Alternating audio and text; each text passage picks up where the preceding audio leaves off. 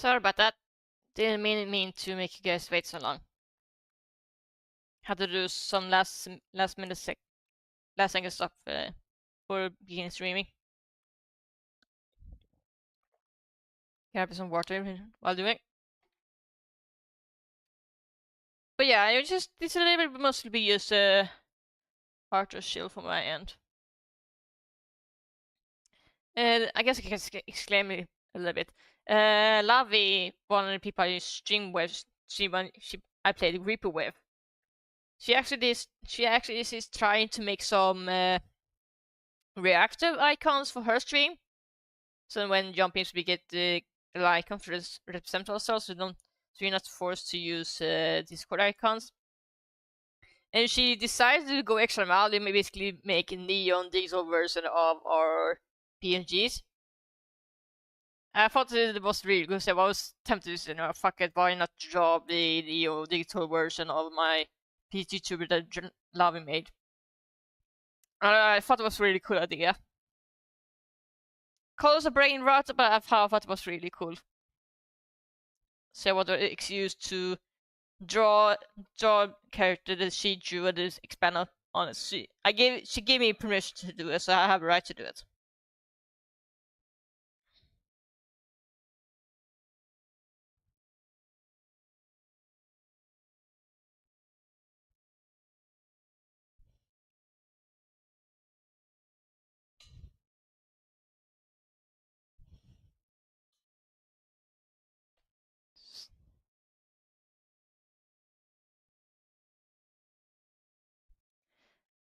Let's start with music. Should probably do it. There you go.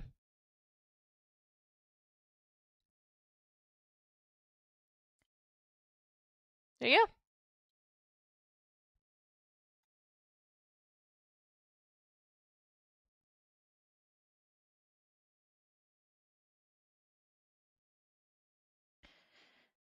go. So about to say before I got cut off with last minute stuff. Happy Thanksgiving to everybody who live in the US right now. That's all I will say because I don't celebrate the holiday in my country. So I only hope everything goes well for you guys. Because my god.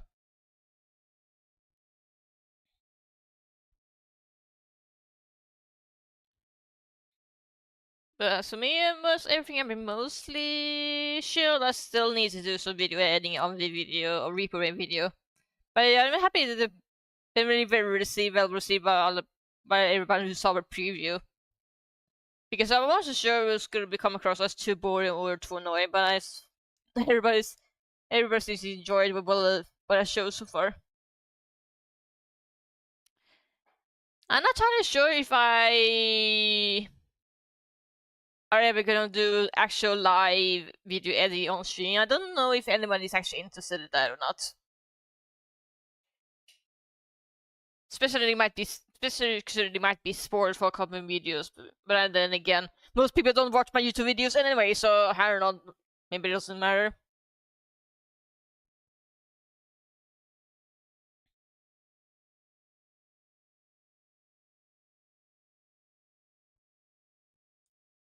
Ah, and that's something to think about.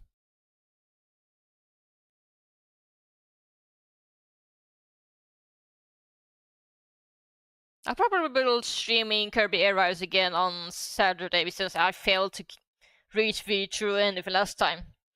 I know I need to do it now. I just need to collect every single machine, even the one I don't like. So I guess I have to do that. At least I think so. This game only came out like a week ago, so this information is still kind of limited. Hi, Nathan. Welcome to your stream. Sorry, I didn't want to disturb you while you were streaming, especially considering that you were multi-streaming with Jen. Actually, do you actually want to join the voice chat on mine? You can jump in on the Discord shop I'm in if you want.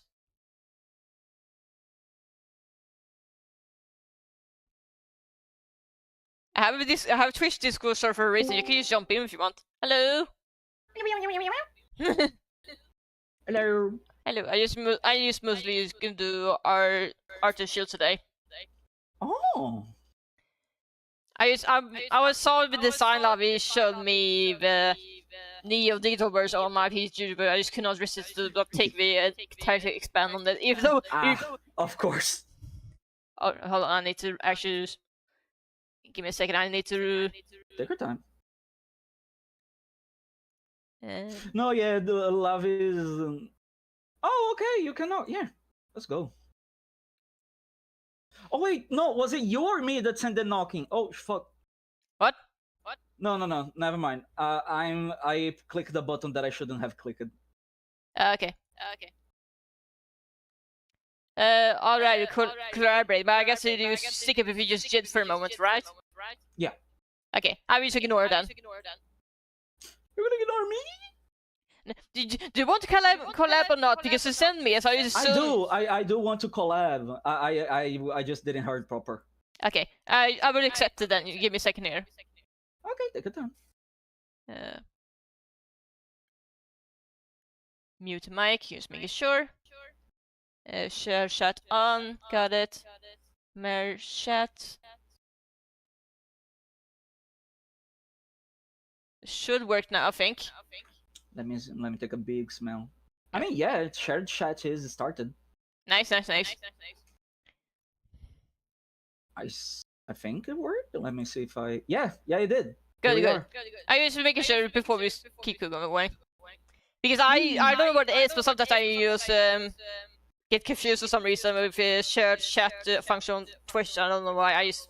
It's because there is like a little thing. I see that there is a little way to make it that we could properly share like the audio, but it feels like a fucking hassle. So it shouldn't be used. It shouldn't be done like while streaming. Maybe it does like please wait a moment while we like fix this. Yeah. I don't know. Maybe do something if more people start complaining about it. But I don't know. I think like Twitch have issues they want to deal with. Yeah, Twitch does a lot of things like nobody's complaining, so therefore it's okay. I was thinking more like the Twitch is a big website who might have other priorities just in general, but I don't know. Oh yeah, that too. Yeah. I'm not sure I want to complain about Twitch use. So the thing is, they are very huge website. They might be focused on a lot of things we don't know about. The thing is, you gotta remember that being like a monopoly, even if it's not a monopoly, right? Even if it's just like, oh, they are just like the best in the market. I don't want to call them the best, but just the biggest. Yeah, the biggest. Too fat to fail, too large to fail. When you get to that point, when you don't have like a healthy competitor, you basically are laziness is rewarded essentially because you can fuck up and people don't have like another thing to go to.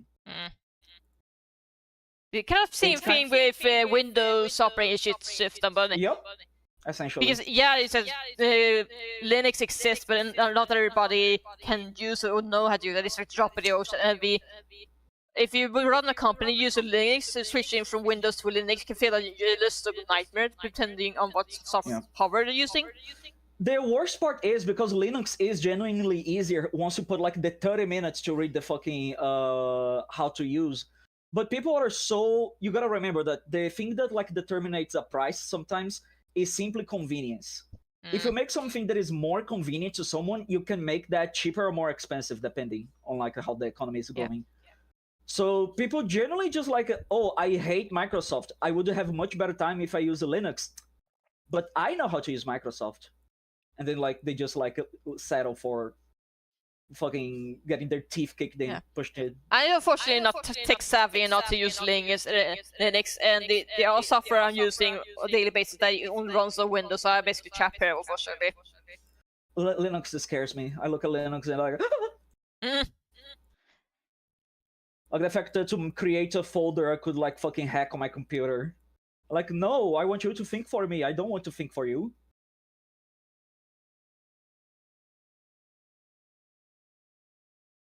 You fiendish machine. Actually, what are you playing? Actually, I thought for a second you were playing something. I am playing a mod of Elden Ring that like this mod pack doesn't change much. but it changes a few things to make Elden Ring feels more responsive in the combat system. Because there Ah. were a few things that weren't, like that fucking nice. There were a few that were like a bit meh, and Yeah. it like greatly overhauls that. Okay. I was too scared just to ask if it was Dark Souls because I don't want to be like one of those idiots who says, "Oh, it's like Dark Souls this." Da, da, da. The only people that would be snobbish like that would be cunt people, and we don't condone that here. Like genuinely, I don't know what kind of person thinks that like, oh, if I become snobbish as all hell, people are gonna be like more interested in playing this game. No, they won't. No, they won't. They're gonna like not even touch it with a 10-foot pole. But people keep doing that. Like you're actively being a detriment to the game you want to support. Hmm. I sometimes have a bad habit of comparing games that like with other games people are more familiar with, but I only do that because it makes it easy for people to understand. The Exactly. reason, I'm going to. Yeah, go on. sorry. Yeah, No, no, you you go. know, I showed to people Kirby, right? So people who never grew up in GameCube version didn't know about us, what it was. I told them basically that thing less my like Mario Kart or more like F-Zero meets Twisted Metal. I know it's not the Yeah. perfect comparison, but that's the only half decent comparison I can come up with. Because I feel like Honestly, I also would introduce it like that. if you're going in with Kirby Air, right, I think it's gonna be like Kirby but Mario Kart. I feel like you're gonna be disappointed, especially Yeah. if the amount of racetrack there's it's good amount, but not Mario Kart World level or racetracks. Oh yeah, yeah. The comparison suffers when there is like a new Mario Kart, so like people could compare it to. Yeah, that's why I try to avoid you compare to Mario Kart no matter every time Yeah, that yeah. talk to Kirby Air, right? Because I don't want people to get disappointed. Yeah. Yeah, I get you. I just want to be realistic that yes, I like this game, but also want to warn people that this game is this and that, and you may not like it. Yeah. I don't think it would bore it, but like people need to. Well, you need to understand that what you're worried about, it's not a you problem, it's a people problem nowadays. People, people. Okay, there's actually two things, and one of them is actually a hot take, and I don't mean like a hot take like, oh, I eat my fries with a mustard instead of ketchup. It's actual hot take. Artists need to take their fucking heads out of their own asses when someone compares their art. What do I mean by this? You are an artist, which means you have a set of experiences and a set of skills that the normal layman wouldn't have. You have studied art, you have studied references, you have studied so much that when you let's place ourselves in the place of a gourmand, someone eating a meal. If I am a gourmand, so like I'm very fancy about what I eat, and I bite a burger, I will be able to say like the ketchup is bad because this and that, the meat is bad because this and that. But if I'm a normal person, I'm going to bite that burger and I'm going to say, huh, it tastes like McDonald's because it's the closest thing I know to compare. So when you have an artist and they create an artwork that is amazing, incredible, unfortunately, the layman won't have in his mind the words to express that sentiment well. So they're going to say, "Oh, I know Makima because now everyone calls like every head character Makima. Oh, I know Makima. She's a cool woman. She's a cool character, and she's beautiful. This character this person made is a redhead. She's hot, and I find her cool. She's just like Makima." And people throw a fit. I understand why. I understand why the artists throw a fit. You go out of your way to make something that is unique, that is something that is yourself. And because it has like one detail, everyone is going to compare to the popular thing. It is not their fault. I mean, there will be people that are assholes and they do it, like to detriment you. But most of the time, it is simply because they don't have the vocabulary to express properly, like how much they like your art. They're just going to use like what feels closer to them. Yeah. So I don't feel that's bad, like to Yeah. compare things. I just try to be careful because I don't want people set up people for wrong expectation. That's basically what I'm trying to do. Oh no, like I don't like to compare because some people throw a hissy fit about that, and I will not back down. I'll fucking like, yeah, you wanna fight? Fucking do like a like one of those pigeons that like inflate their fucking pouch. Actually, I wanted to ask you, have you played Kirby Air Riders, or do you still have not had a Switch 2? I have played on the GameCube, but I Yeah. don't have a Switch 2, unfortunately. Yeah, I also want to make sure because I found that the Kirby Air Riders actually has way more story I thought it's gonna have for a spin-off game. Oh, you told me there is a post fucking game. There's a like a post game. This new game plus for the road trip What mode. the fuck? Yeah, I was not expected either. Apparently, it's like they have a different ending and everything. That is so fucking good. That is so good. It, I sort of joked this, but it's kind of true.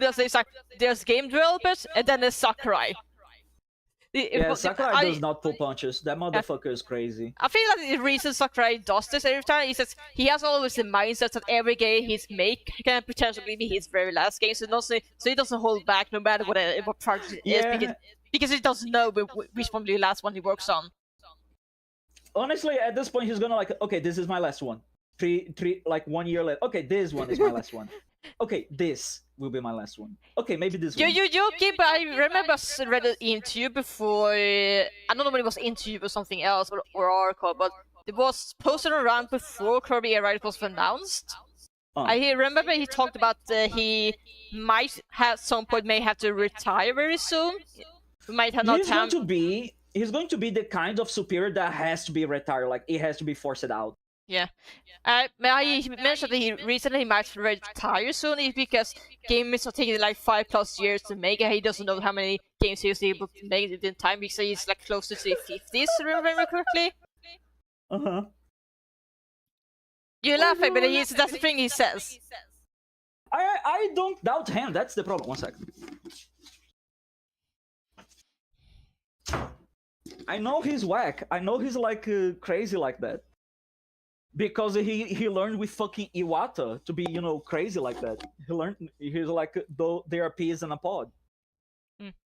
And remind that Iwata did the fucked up crazy shit of like helping his programming team to stuff essentially 2 Pokemons in 1 cartridge in Pokemon Emerald, I believe. I still remember Sakurai feeling guilty that his what had to help when the Smash Bros. Made it. If you feel like he fails as a leader, then had to ask Sakurai for help because the game was rushed and he had to release it in time.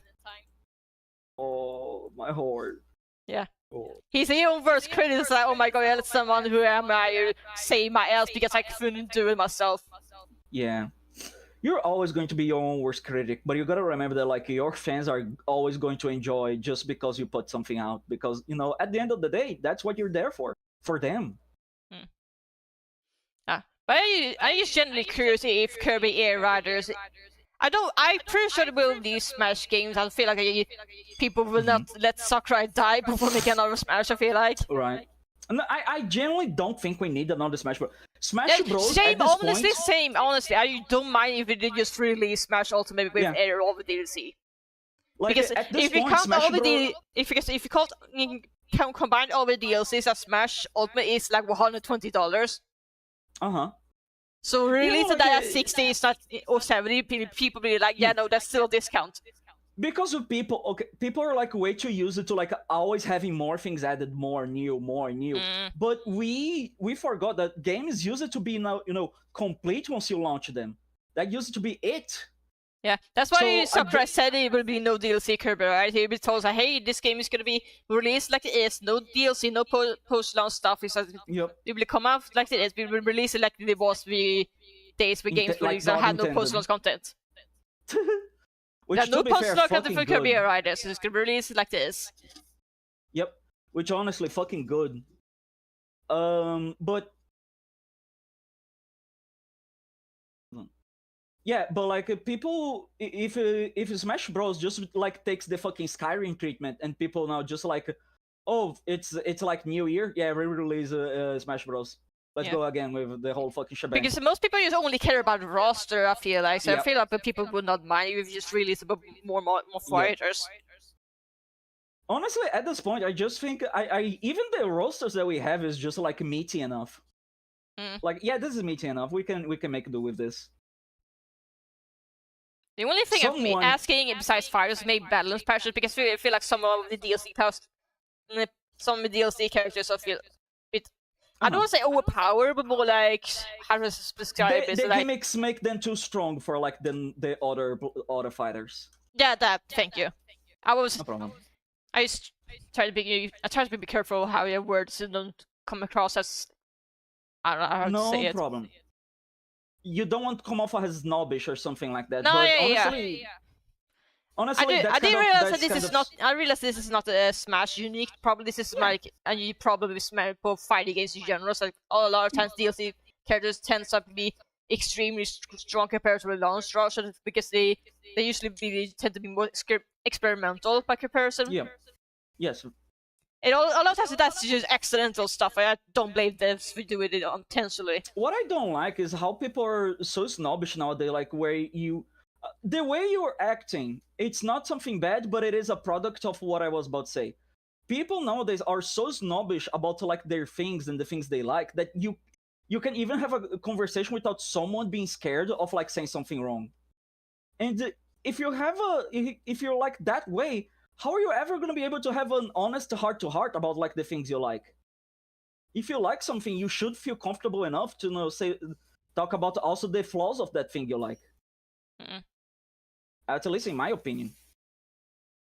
Like I love JoJo, but I know it has like more holes than a fine Swiss cheese. Honestly, I'm mostly talking like that because I grew up. I cannot tell you how many times my family, especially my older sister, falsely accused me to be over negative, over critical. Even at least they be like, "Why do you like this? If you complain?" So I was like, "I'm not complaining. I just point out I like this, but I also know what things could be better." And they don't understand that generally, especially not an I older see what sister. you mean. Yeah, no, that is genuinely fucked up. Yeah. Because a lot, because if you like something, you can like it, but still point out the place where it could get better because you like it, because you know it could be better if you did this, and that. Like it's not poking holes. People think that like just because you notice something wrong, that is poking holes. That is like mitigating everything that stands for. No, it isn't. No, it fucking ain't. Just enjoy your just allow someone to enjoy a game and also be able to say like, damn, this game is great, but I wish it could do like this one thing better. It's not like a fucking science fiction.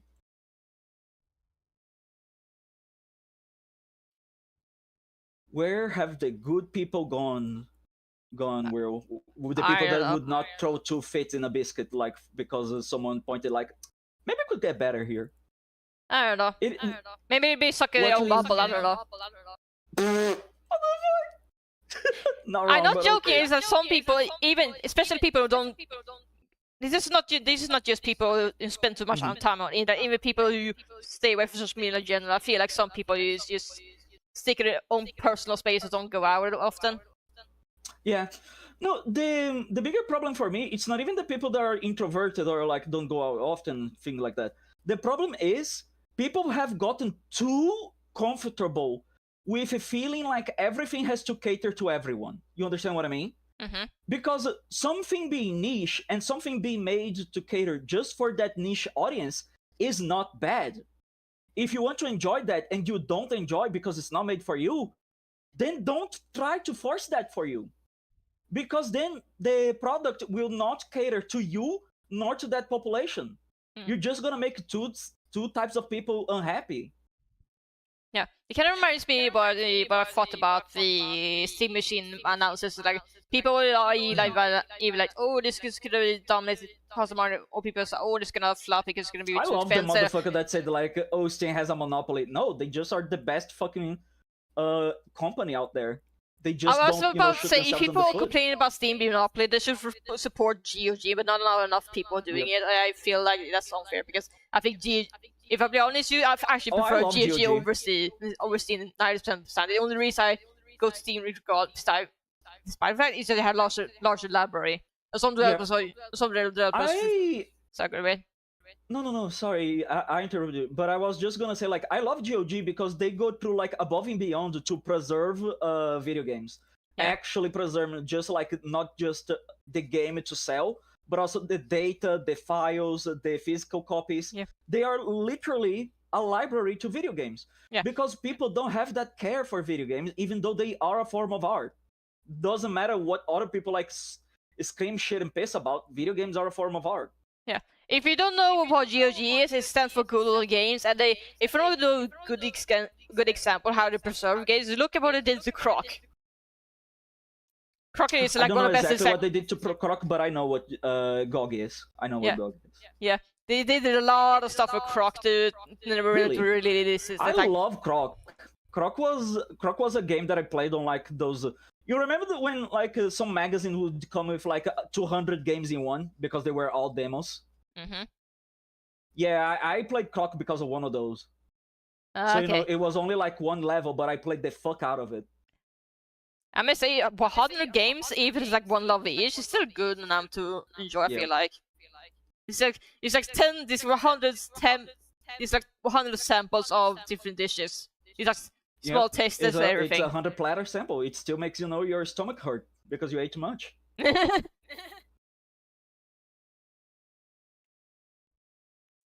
People just need to learn to enjoy things again. Yeah. Because that's about it. Like that is the most issue of things. People just don't allow themselves to enjoy. They think like, oh, this has to be perfect or I will not enjoy it. No, it doesn't. You can enjoy even if it looks a little bit like shit, even if it has a little bit of a fart smell on the side. Can remind me is why some people how people say ask us why you still play Pokemon games? It's, they're so flawed. Like, Right. yeah, I know they're flawed, but I still enjoy it because there's not a lot of games that feature the exact same gampaplay experience. They are sort Not of only very that, similar, but not exactly the same. there is like this one Facebook post that it will live rent free in my head forever, where like a guy posted like a picture of him, like playing the new Pokemon. It is so old. I think the new Pokemon was Pokemon Black. Like, Like, hey, I like a finally white, got my like a Pokemon white Black. guy. Yeah. And a woman like posted like under him like, aren't you too old to play Pokemon games? And his reply is, aren't you too old to be a single mother of two? Ah! Aren't you too young to be a single mother of two? And like, God, did he had to do all that? Holy shit. My God. I mean, he's not wrong. She was too young to be a single mother of two. Yeah, the only reason I did not get the Legends CA, not because I think the game is bad, it's more like I played Legends Arceus, didn't like the gameplay of that much. I feel like if Legends CA is similar, I would probably not enjoy it. But I do realize I'm very much a part of small minority. I know most people enjoy Legends Arceus, can enjoy CA, so I'm happy for them they got sequel because I didn't think it was going to happen, honestly. Uh-huh. I know. I don't think it happened to me, but like almost of me like, recommending a game to someone, that person buying the game, and then like one day later, like the sequel comes out. I don't remember if that happened to me, but I remember. I may be misremembering. I may be already like Alzheimer. The Alzheimer may be already hitting me. No, I understand. I'm just an old man, boy. I mean, we both in the furthest the sadly are getting there. Yep.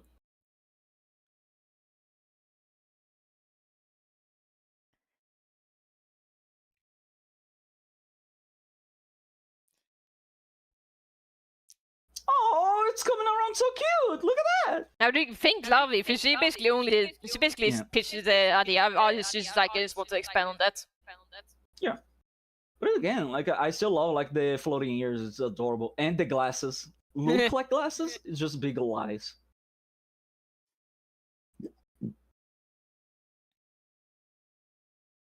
Oh my god, I just realized. I wonder if Lovely unintentionally made my PG look like the name escaped. It was like one bat Digimon that's in Digimon Brick Break. Because it reminds me a little bit now. I realize that. Probably it probably like was just like in her mind as she did it. Yeah, probably it's an unconscious thing. Yep. Because I remember, because I know I love it. You love that Digimon second it was now it's like. So you looked at that, it's like mine. Yep. Sometimes you just gotta go for what you like, no? Unapologetically. Also, I just realized there's a clown on the chat. Hello. Oh, that's because we are also connected to Jin's chat. Ah, right. You can look at the face, and it shows like from which chat that chatter came from, Let's see. like a paper trail.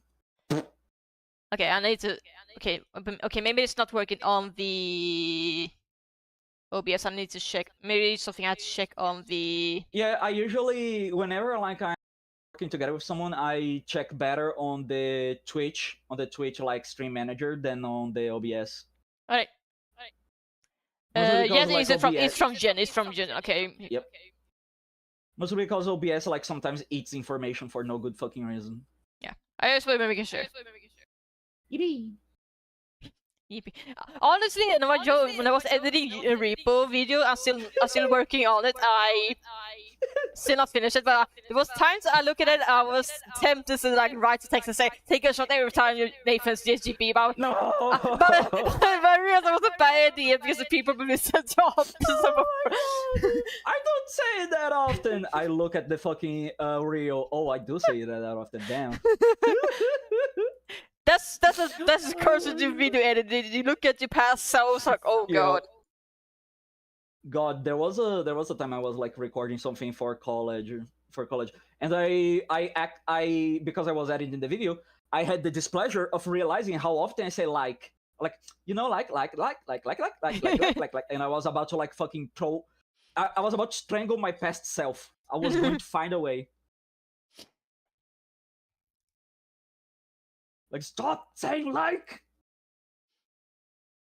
You have a whole vocabulary. Use it. Basic math. God, I just cannot wait until I get the edit that. I potentially can get edit that makes you sound super pissed. Oh my god. It's gonna be so see, because you had right to be pissed. I fucked up. Honestly. That was entirely my fault. Nah, you didn't. No. We never take fault in here. We never take fault. We always blame someone else.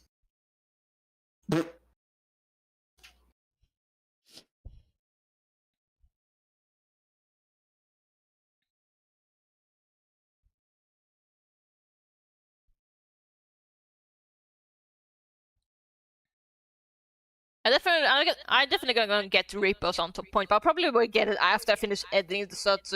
Because I will be honest with you, the video I'm working on is gonna take a lot of space. I like to finish that done before I get the game. Mm-hmm. So I don't blame you. Yeah, because the 40 minutes of the video took almost a month for me to do, and there's like 5 hours of gameplay footage I need to edit still. Yeah. So it's gonna take a while. The one thing that I wholeheartedly, you do take your time to deliver something with quality. Yeah. So honest to God, just keep going for it. Yeah, I try to make it as good as possible, but I also realize I'm still new when it comes to DaVinci. So I feel like once I get better, I'll probably be able to make videos faster. Yeah, I'm still in growing pace at the moment, so still learning. Mm-hmm. But honestly, I think you are doing a very good pace. I don't think you're like taking too long or taking too little. I think you have like in fact I think you actually have a pretty fast pace. Yeah, that mostly because I use what basically is very simplistic video editing. In fact, the most advanced or like the things I had to do use the Fusion page. I don't know if you use DaVinci or not, but they have like 5 different pages. Yeah. The one I spend the most is editing page because in the editing. Yeah. Fuck yeah. Yeah. And the other page I'm using is called the Fusion page. Most people tend to be too scared to use Fusion page on DaVinci because it actually uses a bit more advanced stuff. Not gonna lie, just because you say like advanced DaVinci, I was like, what the fuck is that? Is that a spell? DaVinci Resolve is video editing software I'm using. Yeah. Yeah. But yeah, I use a little bit of Fusion page on DaVinci Resolve. Mostly because I feel like if I don't learn now, I'm probably never gonna learn it. Get too scared to do because I might as well grab my horse on the ball and get over it before I might as well learn now and like grit my teeth. Yeah. Although that term I usually use very basic stuff. One of those is like the shaking effect. I use for some videos. That's very simple effect of DaVinci. The more advanced stuff is the one where you know if you saw the preview, you saw the part where Lab was screaming, no, it's emotions moving around the screen. Oh, you use that to make the motion Yeah, effect. that's a part of Fusion Pace. That one it was actually the hardest one to do the Oh my editing. god. Because I had to use the Fusion Pace to make sure that the picture moves alongside Lavi's head automatically. Actual fucking nightmare. Because otherwise I had to do that shit manually. Trust me, that latter bit is harder. And oh even no, I know. I trust you. I trust you wholeheartedly. yeah, but even I had to do it multiple times just make sure the movement was exactly right. Because sometimes it does, sometimes it works, sometimes it doesn't. Yeah. I managed to get the plugin for DaVinci that actually saves me extra steps, so it is less time consuming. But it still is like not easy to get, not easy to do. To be fair, it is with practice that you find out, better ways to make something work more efficiently. Yeah.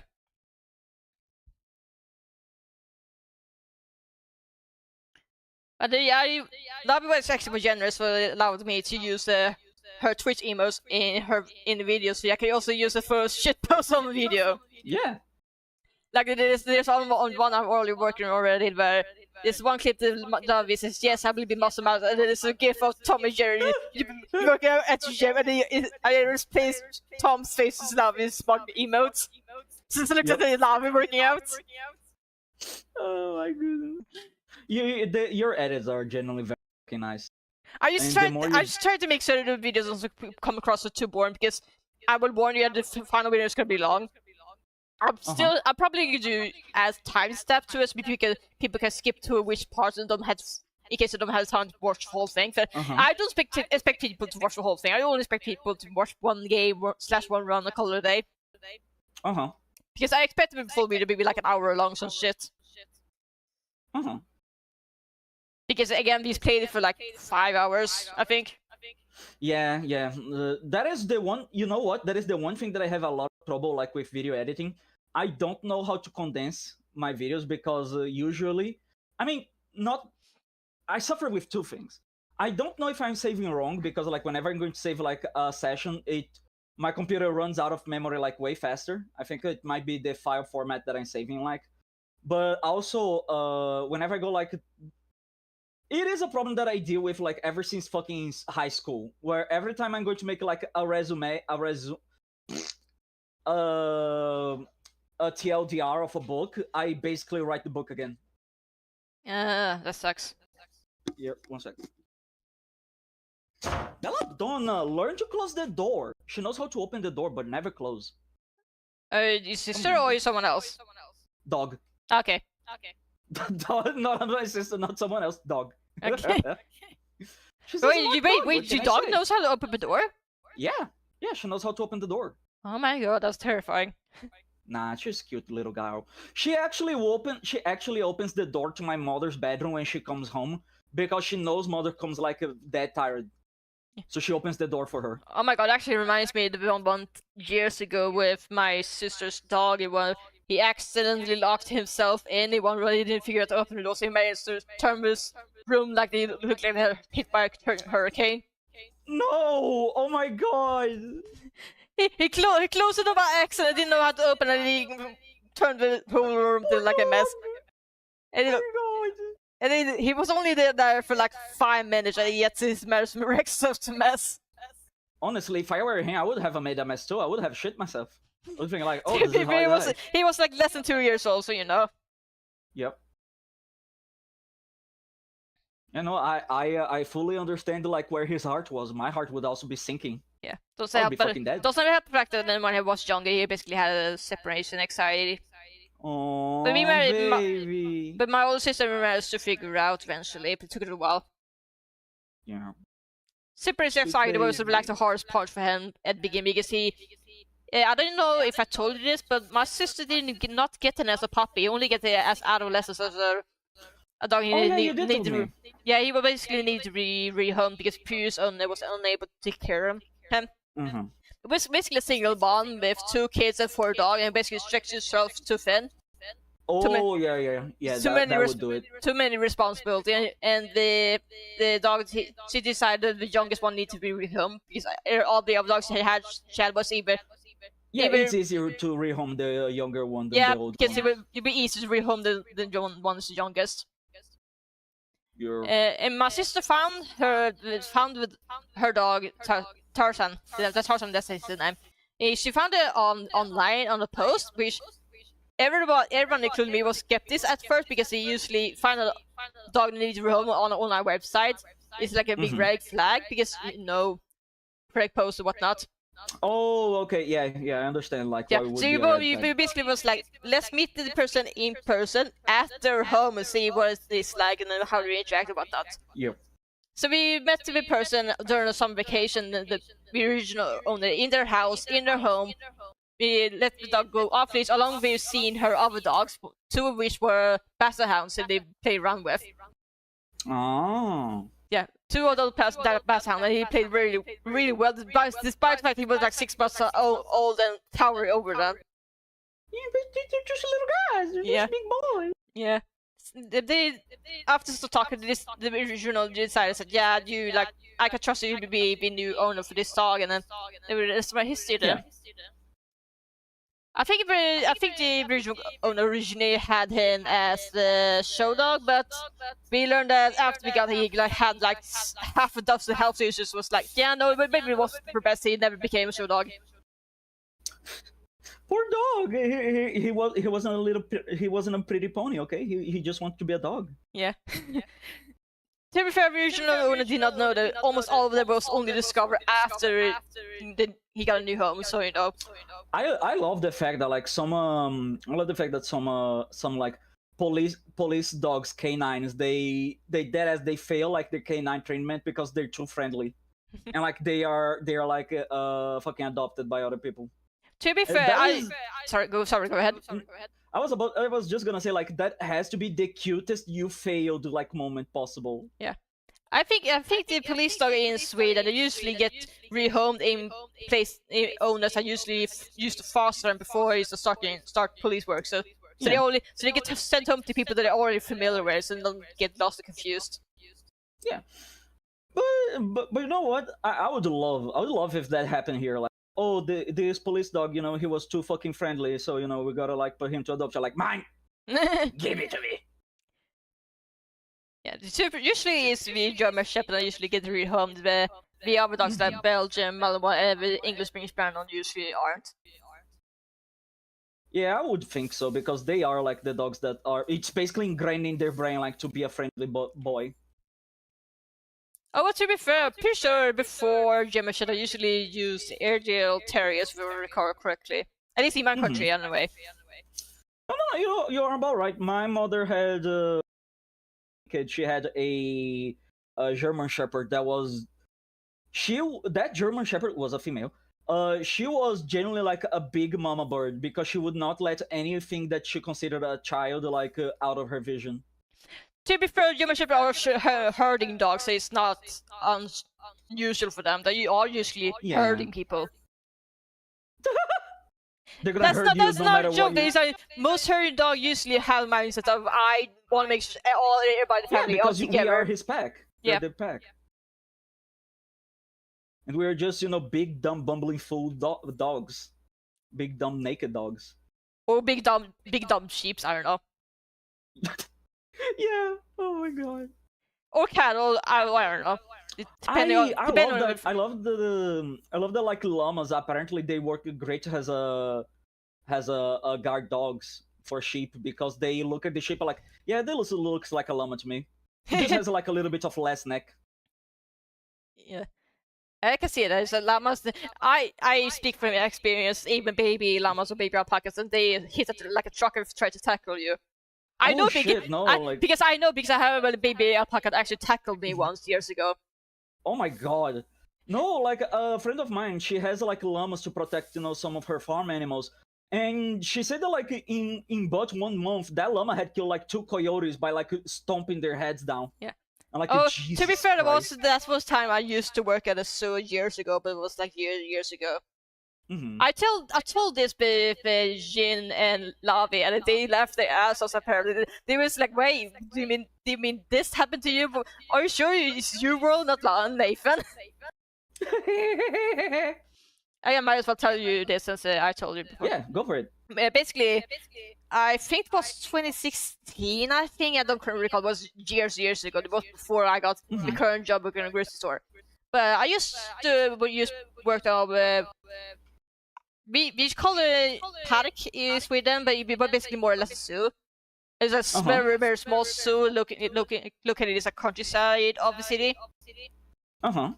And during one time, I don't remember, it was alpacas or llamas, I don't remember, but basically was we had contact with different zoos, hey, we trade for these animals, we exchange for other animals, and we had llamas / alpacas to trade them with. And one of them was like a baby alpaca, who was baby along with the mom.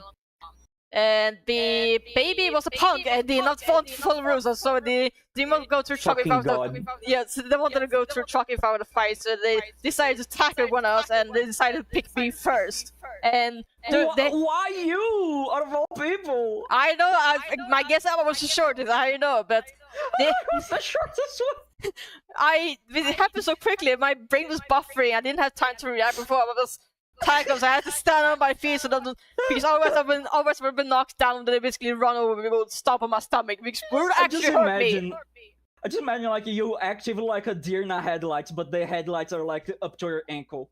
Yeah, I basically had to use my hand to block the chest and put my hand on the side of the bomb, so force the boom away where click is push him back to the truck. So force the bomb to move the other way so to get back to this bomb. But yeah, it get hit by that. I actually hurt way more than you think would. It's like, yeah, it's a baby. But that's still a large animal. It's fucking skeleton. It's still like their goddamn skull. That shit hurts. Those animals can scare away a wolf, you know. Yep. Bro, I feel like I think I would be like I would be shit my pants if I heard like a sound in the woods and I just heard like crack, crack. Yeah. Like, oh god, I hope my chickens are okay. And then I see my llama with the hooves like full of blood. Honestly, I'm just glad I wasn't able to stop it and not get knocked on the floor, because I can only imagine how much worse pain would be if they stomp on my stomach. Yup. Holy fucking shit. At least I did not spit on me. I'm thankful for that at least. Because please, they will do that. Quickly. Don't spit on me. I tell you, the dick sometimes.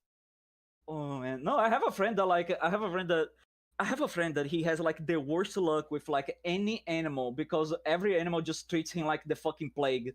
He's not even a bad person. He's not even bad with animals. It's just like bad luck with animals. Oh, he was like walking around. He's like insecure, or he's bad body language, or? No, he just has bad luck with animals. He's like he's a great pet owner. He's a great person. But he looks like the devil. He looks like he's always like sucking a lemon. He looks like he's always angry. So I guess the animals also guess that he's angry. Oh, so there must be a misunderstanding for body language, I guess, saying. Yep. So there goes my friend. He was walking across they were walking on a fucking zoo, a mini zoo. And he walks across the petting zoo, and the fucking llama takes aim, hacks the biggest loogie of her life, and spits on him. Oh my god. He took it on the fucking chest. It was like a fucking bullseye. God, I don't know. I don't know what's worse, that or getting tackled by a baby. The way he said, it's probably the spit, because he said like I could not take the smell of that fucking thing like for ages. It's just like it imprinted on me. Like God. Yeah. Can you imagine getting like the smell of fucking llama spit printed on your body? And the biggest animal I had to feed the zoo I worked, it was not even alpacas or llamas, it was actually the bisons. The American bisons. Oh my god! That is so cool! But it sounds cool, but until you actually had to feed them, because they were aggressive compared to the motherfuckers. Oh yeah, they are like very terrible. So basically, when I worked there, I basically had to do it with someone else. I was not allowed to do it alone, because obviously. Yeah, because else the bison will look at your meat. Yeah, the strategy we had to do to feed them safely, but basically that one person is charged of driving a small car, very small car, so thinking like a golf. Thinking like One person had to get his attention to like be able to. Amazing. I had one spit on me was visit a friend's parents' farm just outside our hometown. Oh my god, I'm so sorry. Amazing. But yeah, back into the story about bisons. But one person had to drive basically a golf car, but I in charge of feeding the bisons. So we drive to the right location. I grab the food. I walk to the ground, tosses the right location, and run the fuck back to the vehicle and get the fuck out of there before because all the bison will just run and tackle, fight each other while trying to eat so much as I possible. had to fucking run away from the fucking animals when you feed them. I tell you, Amazing. you don't want to go near them and get excited or aggressive. You generally They're don't. just little guys. They're just little guys. Bisons. Little guys, you know, small little guys. Fucking bisons. Their horse will cut your skin like hot knife for butter. I know, just messing like a whole fucking bisons are scary. They can like go through a wall without batting an eye. Yeah.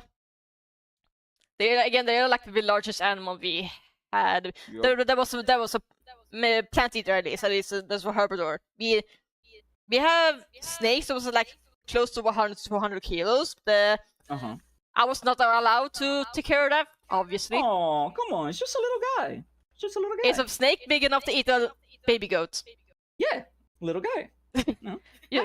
And it attacks other snakes nearby every time it's with meal. It times to eat. Oh, okay. Now she's not just. Now she's. Yeah. So because it's aggressive or protect over food, we basically have at least 3 people at once just to make sure separate from the snakes so they can eat in peace, not attack or aggressive at each other. Yeah.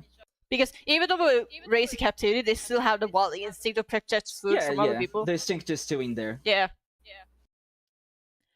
I can't believe that the snake was raised as a dickhead. Amazing. Yeah. To be fair, I was not allowed to feed any of these snakes because one, you have the biggest snakes, you have the 8 baby coats to go so aggressive with all. Yeah. And the smaller snakes, they are picky eaters, so I have a different problem. They're picky eaters. So basically, the smaller snakes have an issue where A, they only want to eat baby rats, not full-grown rats, only baby rats. And 2, they only want to eat baby rats while you're still alive. Wow, they are fucked up eaters, huh? Yeah. So the only option we had to feed the smaller snake was basically. Actually, I should probably warn anybody. If anybody who screams about small animals, or I would recommend to mute briefly. If anyone here has ever had hamsters, you know as.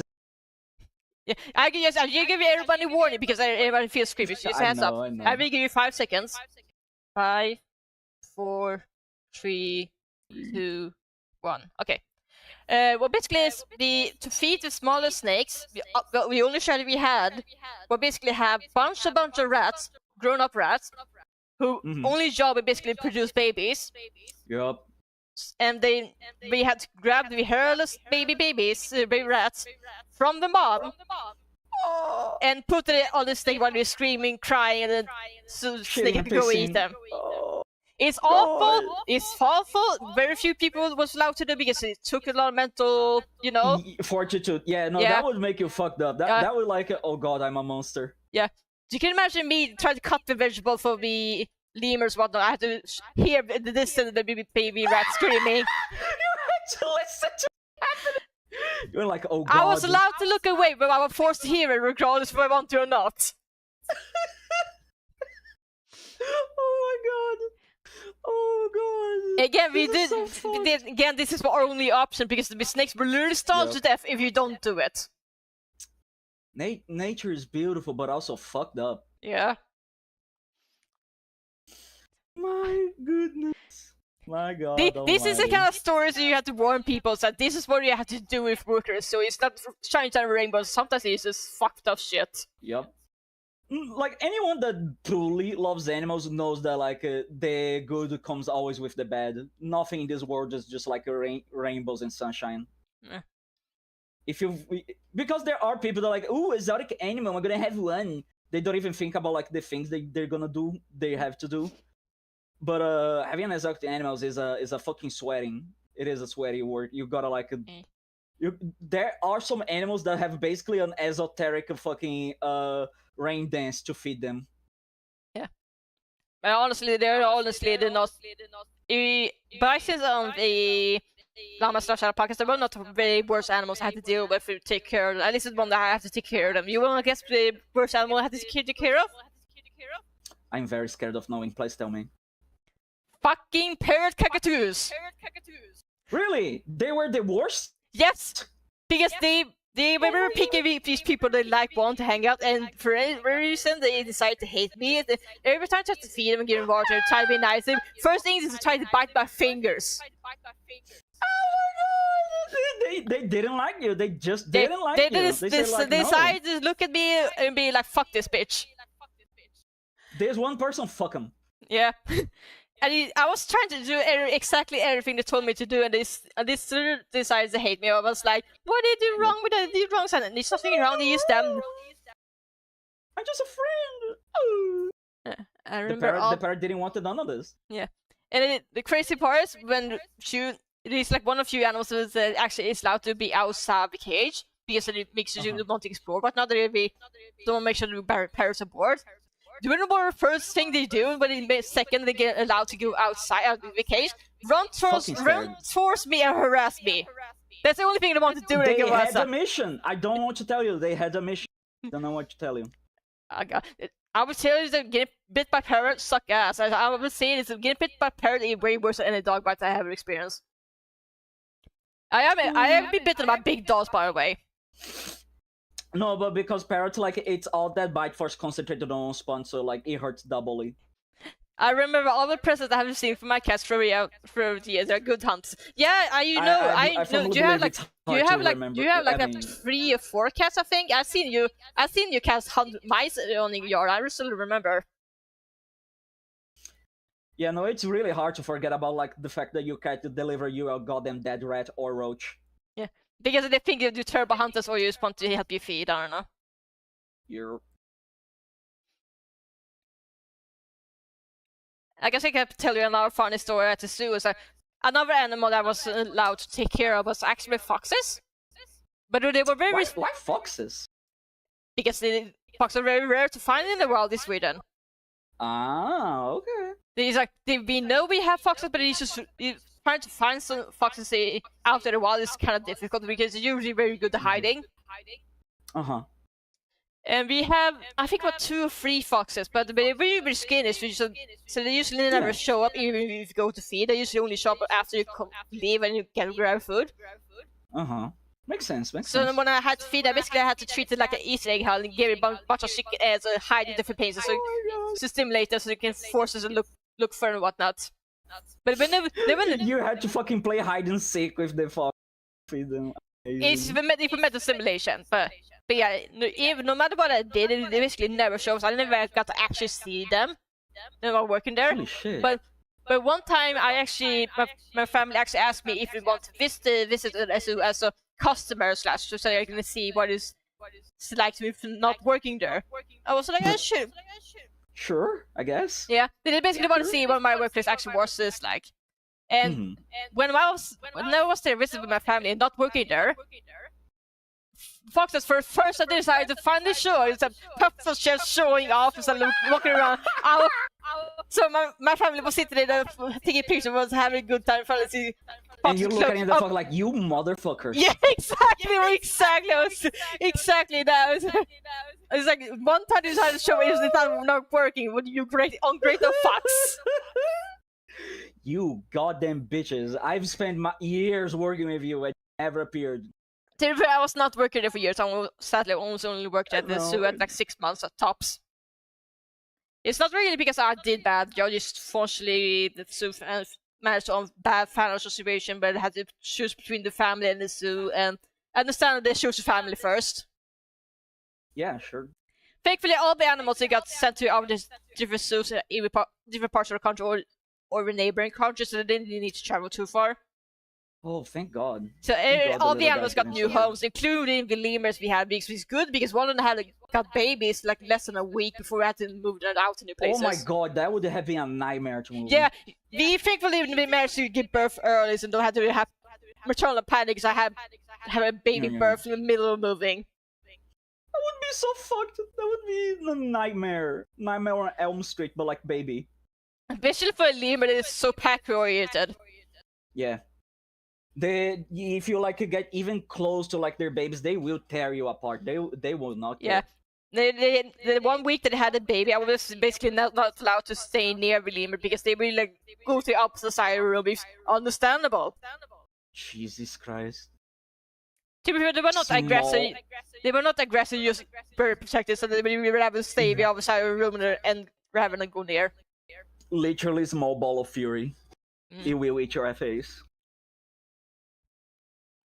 The lemurs was were more skittish animals I worked with. Not like foxes, but more like they would basically only go near if you decide to ignore it for a bit or you just clean up this shit. Yeah. Yeah. They usually Because basically they're more curious than anything. Yeah, they were more curious. The easiest way to get closer, you would basically stay still. Which, funny enough, one time I had to clean up the poop after them. Is that one that got curious before they just actually started riding on my back. So they basically sat there on my back and go wild before they got bored and decided to move on. Oh my god. I would love that. I just love having the little guy hanging out on my back. Yeah. Like, oh. Until, you know, like he shat on my back and then I would be like, you fuck. To be fair, none of the lemurs ever poop on me. They usually respect to only poop on the ground. As they should. Someone had to have that unluckiness, and I would love to know. Not anyone I know of. At least, if they did, they probably didn't tell me. I don't think the animal would tell you. The animal would be too embarrassed to you know, like say it. I was thinking about my coworkers, but okay. I know. I was joking. Don't worry about it. Yeah. We also had boars at the zoo.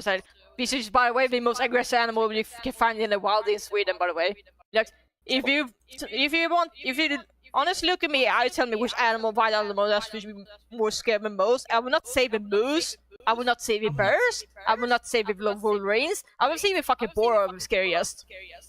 Oh yeah, no, because boars are like pigs, like gone whole. They will like do some fucked up shit. Yeah. They do not give a fuck. They don't care. Yeah.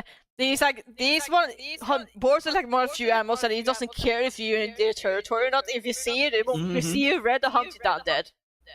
And like if they have a pack, if they have numbers, it's even worse. Yeah. They generally have a chance of like eating whatever. Yeah. Are you bigger than them? Doesn't matter. Yeah. The best option is to basically climb up a tree if you ever run into them and they decide to run to you. Yep. Just run away. Just run away, Chief. It's not worth it. Yeah.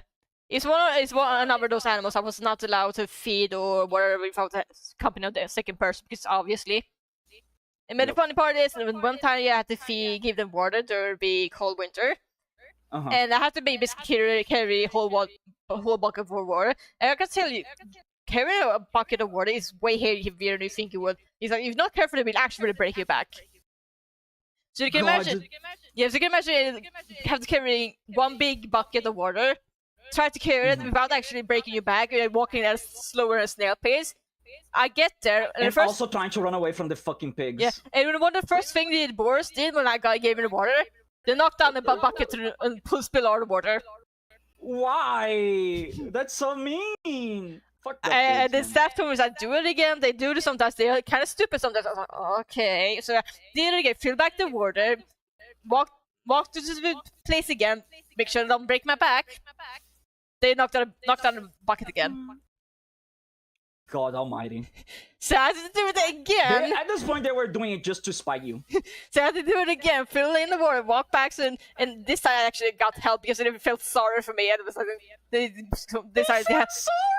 decided to help me with carrying bucket alongside with me, and they still knocked them over the third time in a row.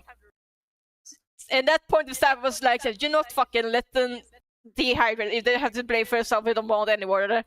And the second we turned back, the boar started squealing, complaining they don't get any water. God damn it. I mean, at that point, they did it to themselves, you know? Like, you tried to give them water, they just didn't want it, I guess. Yeah. Even the staff admitted that the boars are kind of stupid. They aggressive motherfuckers, but they're kind of stupid. They're just little guys. Stupid, but little guys. You stupid little guy. Yeah. I still enjoyed the time at it, even though it was very brief. I mean, of course. Yeah. Even if an experience is like short, it can still be a highly enjoyable one. Yeah. I know. Actually, the one last story I can talk about on the Absolutely, go for it. zoo that had. Another animal that have that were actually mooses, because you cannot talk about Sweden without mentioning mooses. Yep. Yeah, we have like 3 or 5-ish or something like that.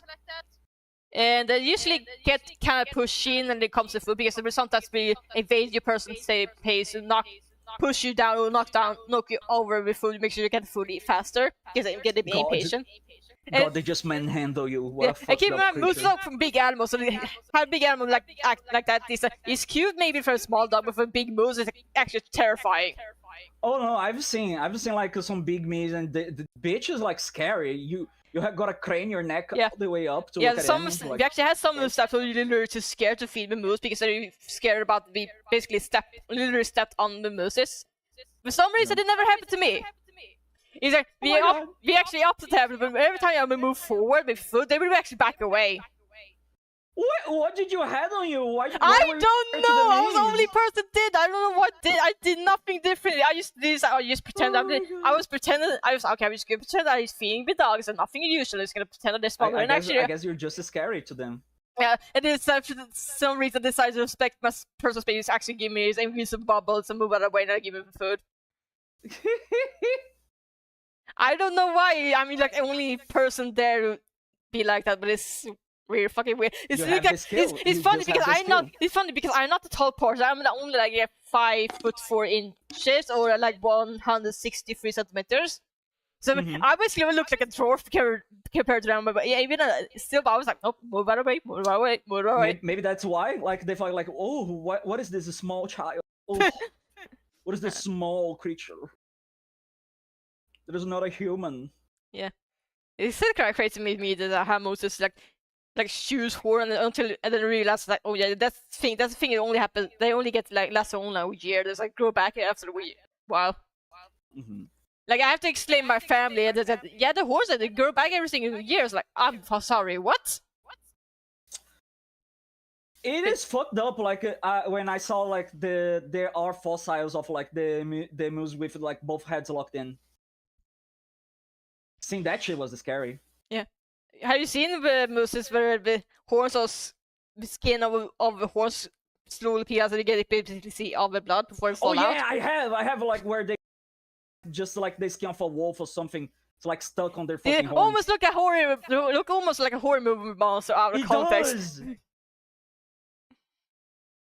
And then you remember that motherfucker also has to defend himself, predators and shit. Yeah. Actually, do you know why we in Sweden have this like moose signs over the country? No, I don't. Oh, this is interesting.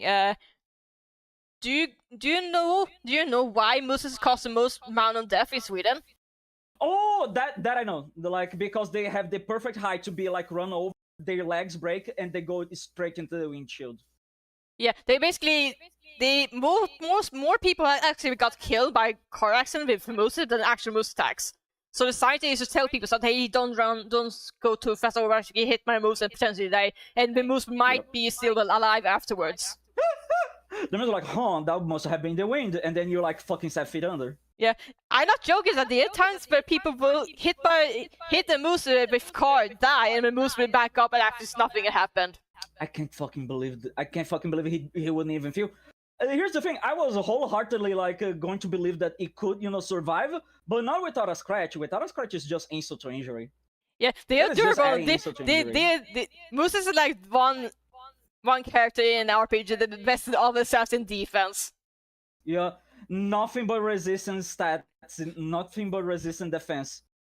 Bro is made to last. Doesn't matter if it doesn't have like a single way to defend himself. It makes it all more impressive if you like they are actually the breeder dogs that are actually designed to hunt mooses, and it's like, man, Oh yeah, those dogs that hunt like. I love that dog that like it was bred to hunt fucking bears. I don't know. I think I know which one. This is that one from Finland. I think this is a black and white one. The name escapes me at the moment. It's like Spitz dog. Yep. Something bear dog. It quite literally is a that is a machine, and it will be banned. I think I know which one I'm talking about. It's like black and white Spitz dog. Yeah. No, it's just like imagine like being able to fucking raise a kaiju. Amazing. At that point, that is not a dog anymore. That is a different species. Congratulations, you gave birth to a fucking Garurumon at this point. Yeah, I basically had a survey bot that basically makes sure scammers get removed immediately. Yep. It's because when you share chat, like it fuck you up is a little bit. Because it's going to work as intended on the chat where the bot appeared, but in the other chats it's going to appear as if like nothing changed. Yeah. I almost fell to my death. Yeah, unfortunately for you guys, this only way to stop the spams from coming in. Oh, don't worry, I deleted it. I pressed my big thumb on it and say like,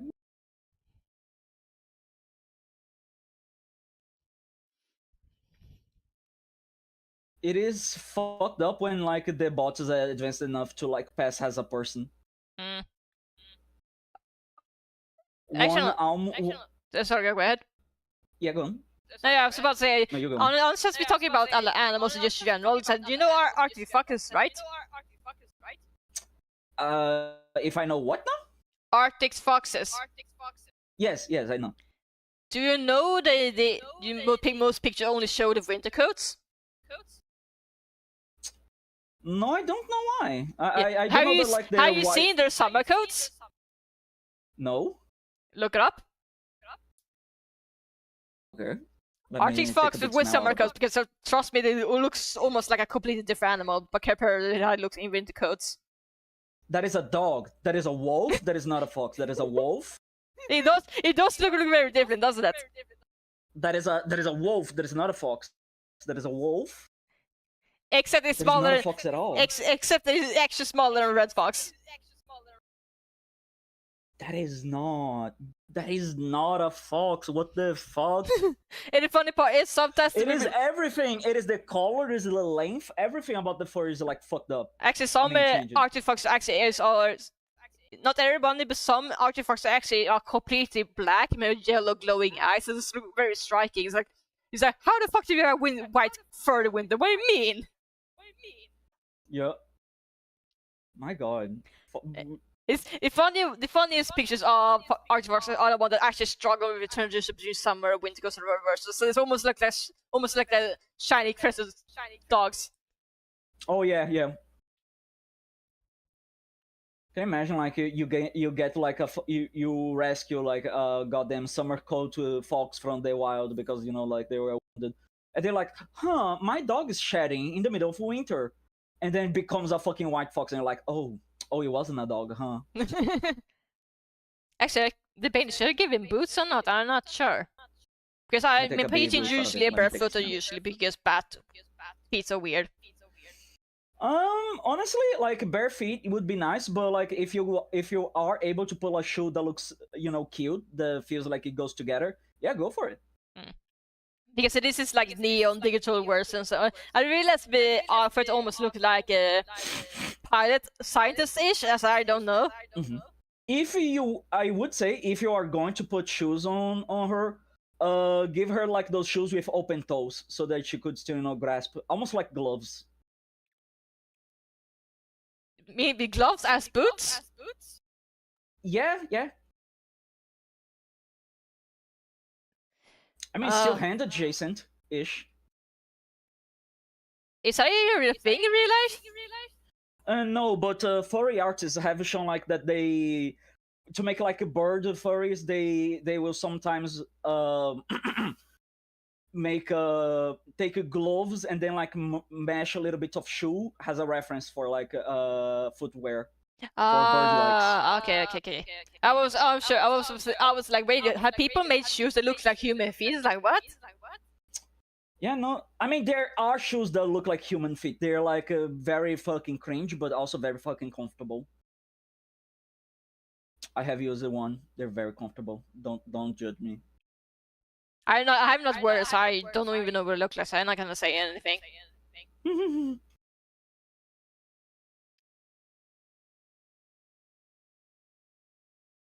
Honestly, I would probably be a hypocrite if I decide to judge people for something that petty. I don't know. I'm not any better, honestly. People like worry too much with like what someone wears. Just wear whatever you whatever fuck you like, Queen. fucking do it.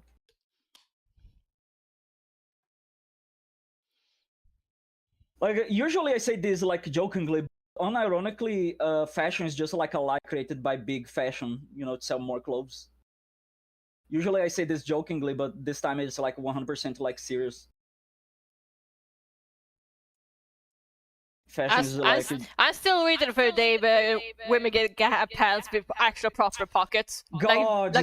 Like baby cargo pants, I hate that. Like even if a woman buys like cargo pants, like it's the suggestion of a fucking pocket. It's not an actual pocket. Like you already went to like this far. Just give us the fucking pocket. They have to be in cahoots with like the bag seller, right? Yeah, I was about to say, I'm pretty sure the only reason women are not allowed to have real pockets on our pants is artificial force us to buy purchase. I'm pretty sure there's no way otherwise. The absolute no way otherwise. It has to be cahoots. It has to be. Because men clearly don't have the issue. Fucking men privilege. The male privilege, having pockets. Am I wrong? You're not, but like that's the thing. I tell my mother, like, mother was complaining about that, precisely, literally that, buying cargo pants for women and they don't have pockets. And I say, why don't you just buy a male cargo pants? I'm like, but it's for men. And like, yeah, the pants are not gonna know. The pants are not gonna find out. Just buy one. Just buy a male one and wear it. Nobody's gonna know. I'm not gonna lie, I'm tempted to do that myself for my parents on the because I'm pretty sure if my mom would have figured out I decided to buy men's pants, would probably not allow me to do it. Just don't tell her. Just don't tell her. Just like hide the pants on like the female side and like make a point of like taking it from the female side. Like, look, mother.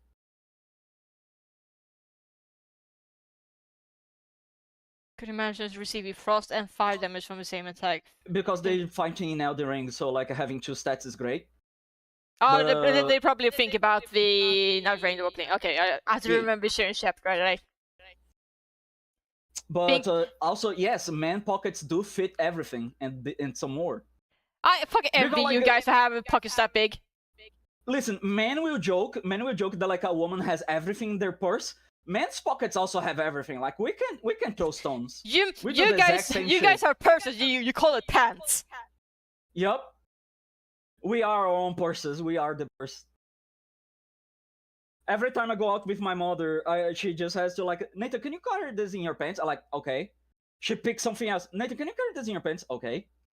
At some point, I just have like it looks like I'm wearing like those bell pants because I'm just carrying like tons of shit in my pockets.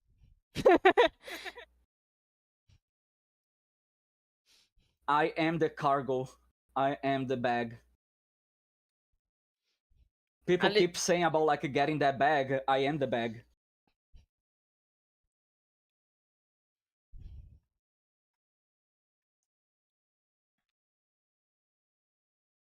Sorry, if go back to animals again. I realized I talked about a lot of animals from my country. I figured it might be more interesting to talk about the animals in your country, Brazil, because I'm sure you have much more exciting animals to talk about.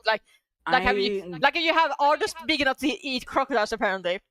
I'm going to be very sadly sincere with you, but I have not gone to many zoos. Most of my experiences with animals are animals that come around like in the wild when I used to go camping with my father and his friends. But ever since the Fire Nation attack, we have never done that again, and I just don't have like that many stories anymore, sadly. However, I do have the story about how like at one point, like when we were like camping, someone did caught a snake that was just like hanging out like close to us, and we just like fried and ate it. Was it like a venomous snake or just a regular ass snake? We had no idea. Oh. We just grabbed the snake. Oh, snake. Wait, seriously? Yup. You guys fucking ate a snake, not knowing what venomous not? I mean, the snake was there. What were we supposed to do? Waste food? Okay, fair enough. Also, because the snake is venomous, not poisonous, you just need to cut their head. Oh, right. I just know that with some snakes, they actually will still like if you cut the head, so you have to be careful the head doesn't bite you. Oh, you gotta be careful for the head to not bite you, because the head will still move and bite. Yeah, because snakes' heads will actually still move even if you cut the head, because it can still just like movement. Yep, they're scary little creatures. They're scary little guys. Uh, Like, peop- you thought you killed me? No way. People wonder why snakes are your most common animal phobia. Yup. Actually, I can't remember what's maybe a theory I read somewhere. I don't know if it's true or not. Apparently, the only reason we humans can see so many colors is just fight mechanisms to fight against snakes, because snakes have so many different colors. Honestly, I would not. I would not. Then I would not like think that is silly because snakes do have a lot of colors, and everything in nature is just like a. People used to say like, "Oh, nature is like like a survival of the fittest." No, it's survival like the good enough. If our eyes seeing two colors was good enough for us to survive, I'm pretty sure nature would have left us with only two colors. Yeah. We basically all the dogs only see blue, yellow, different shade of gray. Yep. At least I think so. Dogs are. I don't know. I don't know either. I do know that like fucking mantis shrimp, they see like a almost like double the colors we see because they see like Oh into right, ultraviolet the only and animal that like can see X-ray. ultraviolet or some shit. Yep. That's They see crazy. ultraviolet and in X-ray, and you're like, Jesus Christ, dude! You all you do is punch shit out there. You don't need Yeah, I that. was You don't about to say, need all how the that fuck do skill. you get involved to have that? What part of evolution forces you to have it? Like what forced your hand, bro? What forced your hand? Why are you here? Actually, did you say about mantis shrimp? But no, isn't that the shrimp that has a gun for her arm or something? No. The pistol shrimp is just a guy. Okay. So I thought for a second it's like if it was just like the Oh shit! pigeons. Let's go. One of those presents I got from my cat, but actually did snake. Yes, I made sure Did you my cat eat it? was. Oh my god, that Did you must be eat it? that must be terrifying. Did you eat it? To be fair, in Sweden, I don't think we have many venomous snakes. I think there's only one actually. Honestly, I would just shit myself. Like my cat appear like here, dead snake, and I'm like what? Yeah, Fucking jump off my goddamn pants out. Yeah. Fucking run away. I just think we live in a country that don't have too many venomous snakes. I think there's only one we had to worry about. We we're- actually don't have that many venomous snakes. We have at best constrictors. Unfortunately, we do have the boa constrictor, which is the fattest one. I guess you live in a country that has more snakes. That's more like squeezing animals to death rather than biting them. Yep. Okay. Yep. They Yes, like they're more or a less what we have, but our snakes are tiny because climate. lot. Yeah, since we are warmer here, like the snake has the power to be fucked up and choose like, you know what, today I'm gonna fuck someone. We in Sweden play ninja on easy mode. Australia is expert mode. Yep. God, Australia with the fuck. Every time I remember that Australia has the goddamn tree that kills you, it just like it scares me to death. Or that one bee that's apparently had Lucifer horns. Not even joking. Yep. That's not even a joke for the people who are watching. They apparently you recently discovered a new bee that had apparently horns like a devil. Yeah, it's the devil bee. It's amazing. She's just a little girl. He's just a little guy. Apparently, the only reason they got named Lucifer is because the scientist has a dog named Lucifer. Oh, I'm just like, I'm sorry, what? Yeah. No, it is amazing what kind of shit scientists name like random animals just because they want to make a homage. We now have a protein in our body that is called Pikachurin because a fucking nerd was also a scientist and he decided to make the Pikachu reference. Yeah. The thing is, this is a protein responsible for like the control of our synapses. So Pikachurin literally works with electricity. Oh, so it's very infused, not just random shit. Yep. Can I remember? I forgot the actual name of the actual animal. I remember it was like one bug that discovered the one decided to name the after Digimon for Digimon because of Digimon nerd. I was like, yeah, no. If you're gonna name it after Digimon, at least name it after a bug that's like a dig. You should know why not. God. And it's very generic name to be fair. Just dig monster. Most people outside of it are not gonna know this. It's like it's more subtle. I love / hate the fact that like due to fucking Undertale, people learned the scientific name of the urban cockroach because her name is Megaloblata longipenis. So people say Megalovania long penis. I didn't know that actually. But then again, Now you do. I'm not played it because I have a cousin who spoiled the True Path's ending against my will. No, I don't blame you. Like the same thing happened to me, but like with Evangelion. I Ah. absorbed the whole fucking thing like through osmosis, like through spoilers and everything. So every time someone says like, "Oh, you would love watching Evangelion," yeah, I would if I hadn't get it spoiled by it like 7 times over. Oh yeah, there was also the Son of the Hedgehog Gene one. But I'm pretty sure also the Dr. Robotnik Gene also fight against, but it's actually hilarious. Oh my god, it's fucking amazing. I'm sorry, but I'll never forget the fucking Megalovania long penis. Why did you? Of course, they didn't know, like science would like run through this fucking scenario. They probably never thought that someone would call like the fucking cockroach a long penis, but here we are. Science works in mysterious ways. A daily reminder that we scientists are just much as nerd as we are. Yep. I love the videos about the Nautilus crew, and they just like fucking nerding about the water. Hey, Lami, I sorry I got brain rotted. Sorry, but if you want to use the design, then sure. Oh god, Jin redeeming the supervillain laughter.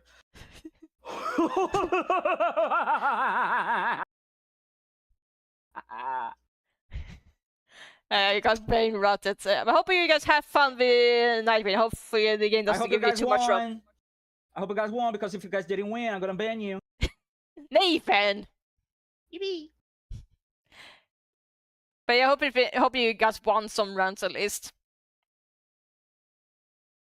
Oh right, I forgot what screens are. You're dumb. I'm dumb. I thought it was like goggles, like pilots, like Dr. Eggman shit. But I think no, you know what? Fuck you, Lavi. Fuck you, Lavi. They're goggles now. Nathan, goggles. Don't be mean. Oh no, you know what? We can make both. They are screen, but they are goggles. She can like remove them, and like the screen comes out, and like, are those your eyes or goggles? Yes. that actually is good. Why are you fighting me with Jin? Why? Oh, okay, because they are still fighting with Jin. Okay. They're still playing the game. I thought for a second, I got confused. Like, I was like, wait, has Nightwing the versus mode? You fight against each other? What? No, I mean, they do fight against each other because one blames the other and everything's good shit. So it's technically not wrong. Why? Because someone decided to be thorough enough you not use a map? Or because someone is selfish and doesn't give Jin like the fucking restore mana candy. Usually Lavi. Nathan is on One Piece and you're on my phone, so I'm supposed to support you both. Fuck yes! I appreciate. My god, Lavi has 3 heads, like looking at different things. I appreciate your support, Lavi. I appreciate your support, Lavi, but you're bitchless and you gotta win. What do you mean, bitchless? What's that even mean? It literally means nothing. But oh, actually, it does mean, because there is one of the very first NPCs in Elden Ring. He says like, "Wow, you have no maidens. No wonder you're fucking weak." Because apparently in Elden Ring you can only level up. Nathan? I shit you not, you need a maiden to level up in Elden Ring. Oh, if you cut it out for a second there, I didn't know. Heard it fully. Sorry. We call each other bitchless because in Elden Ring you cannot evolve if you don't have a maiden. And the first NPC that appears, they're like, "Wow, you're so fucking weak. No wonder you're bitchless." And you're just like, "Okay, rude." I will put a little spectacle on Nathan because it fits his grandma aesthetic. My fucking god.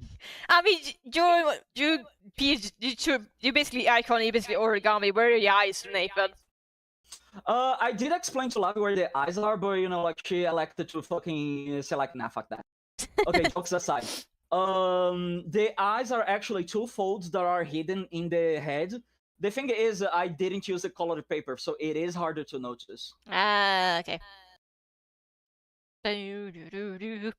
Love, you know shit. You don't know anything, Jon Snow.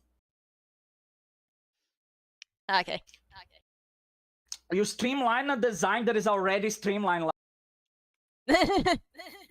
I'm pretty sure that was only set up because origami forces you to draw with shapes more than anything. Love, I'm gonna kill you with a rock.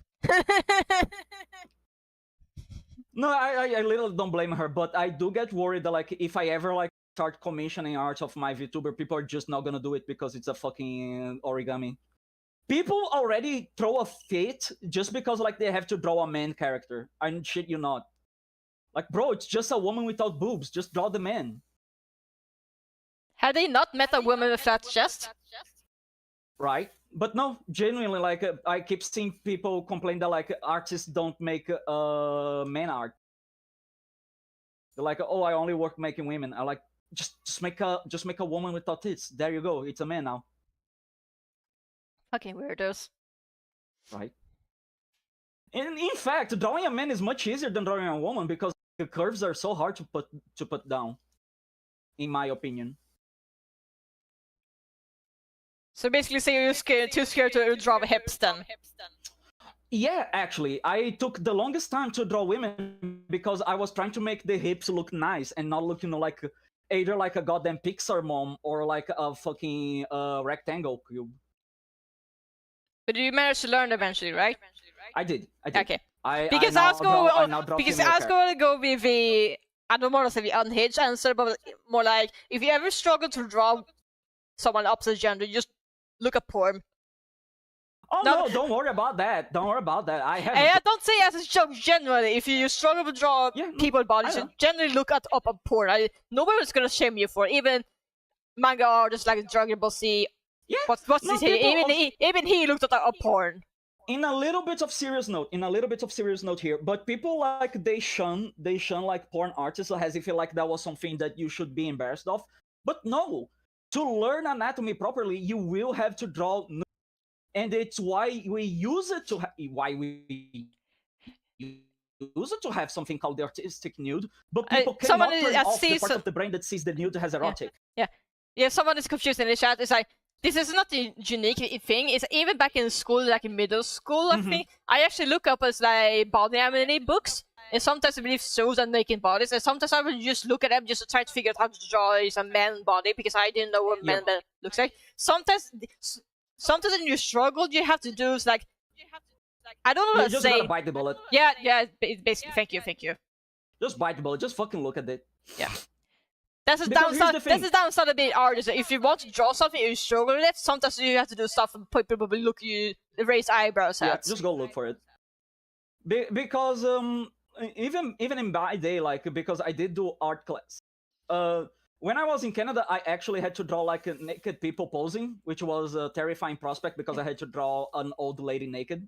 Yeah, and it's Nightmare not just mode. drawing naked people. It's like, even it's like if you do paleontology art, sometimes you have to draw the animals quake or something like that because they. No, I know, but like the things get a bit more personal when like the grandma is naked and like in front of you, and you gotta not laugh.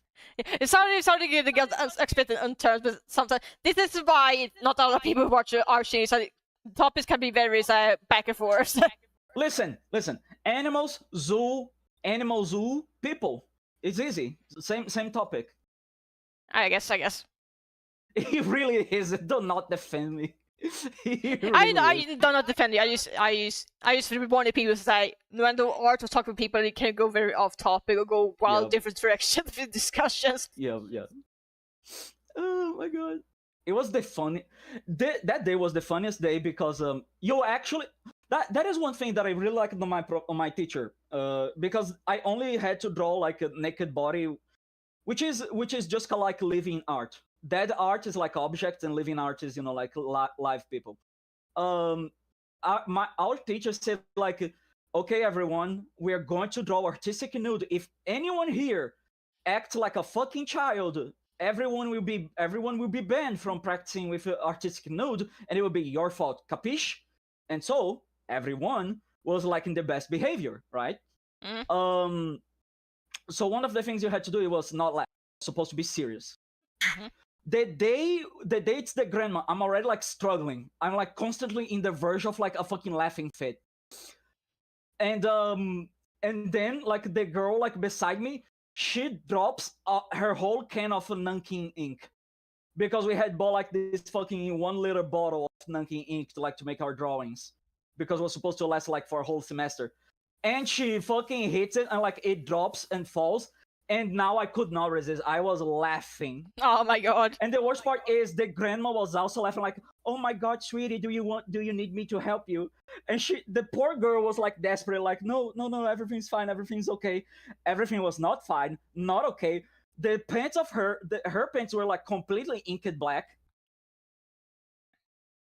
It was a mess, but it was a beautiful mess.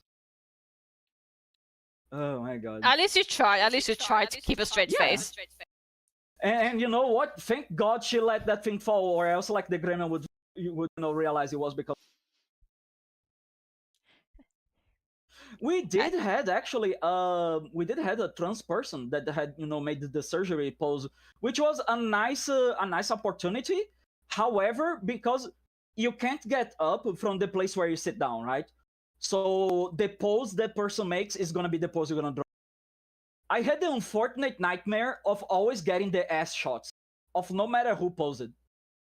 I don't know why, and I wanted to scream.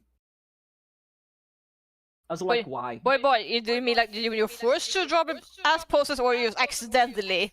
No, I accidentally always was where people would post their ass to. And I was just like, why? Am I just cursed? Is this just my fucking destiny? Forced to draw The ass peaches. artist? Forced to draw peaches. Right. But yeah, no, it was genuinely fun. And then I learned like a couple. No, I learned actually from Draxo. Draxo told me that happened like on his college when he was in college for art. That someone was a dickhead. They took a photo of the naked artist, like without their consent in the middle of class. And because of that, there was a whole hissy fit, and now the college could never have a naked artist anymore. Oh, that so sucks. That person ruined it not just for their class; they ruined it for everyone and everyone that would ever come after. And now people will Like, good never job know ruining how it to for draw a everyone. attractive woman. Yeah. It's like that is one thing that okay, listen, as much as Lavi like makes jokes that like I'm constantly horny, but you can appreciate the naked female body, but you cannot be creepy about it. You can look like, wow, that is a good looking woman. I'm going to appreciate it. I'm gonna not be weird about it.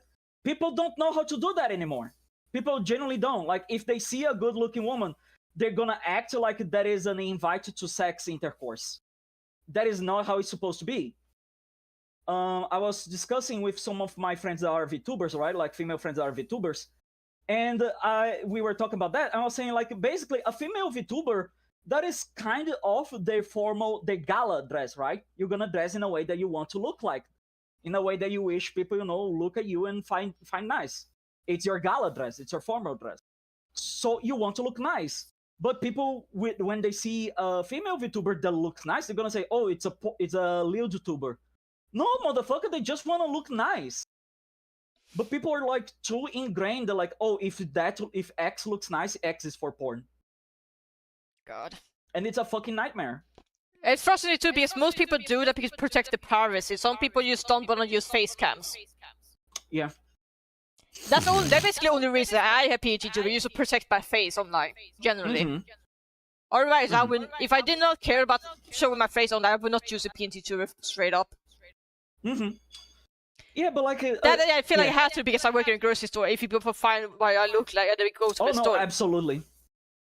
They not just about me, it's about protecting me, the staff also. Yeah. Sometimes to protect the people around you, you gotta go on the anonymity. Yeah, go on. I get you. But no, that was basically it, right? Like, because as much as I enjoy porn and I enjoy fucking etc. Haha, Nathan is horny. But because like there are people that don't know where to draw a line, where to actually like enjoy something, they ruin it for everyone. Because here's the deal: I follow a lot of porn art like accounts on Twitter, and they are the account that will most likely go out of their way to like protect someone's safe space. Well, like some of those like pinky, ooh, I'm such a pretty ooh princess girl, are like the most toxic fucking creature ever. Like, Jesus Christ.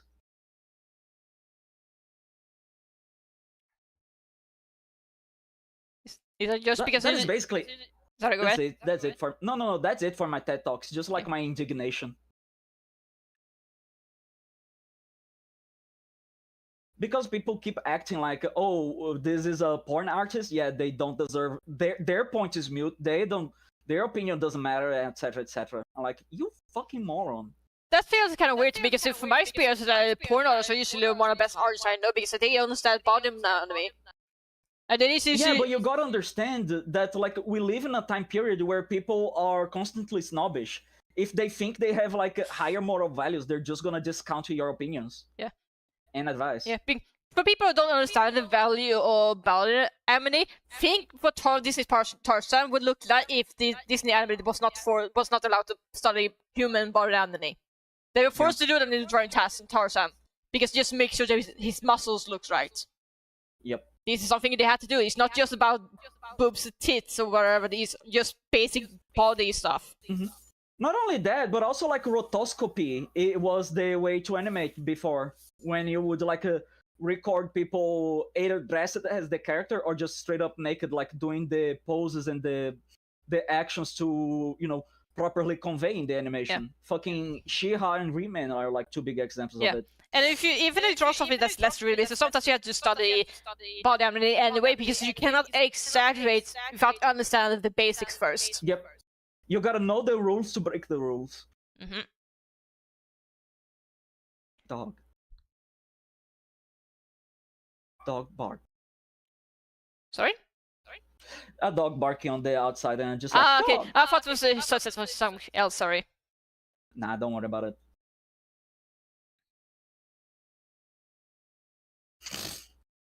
God, I haven't put way too much effort into what was supposed to be just a reactive icon for Lavi streams.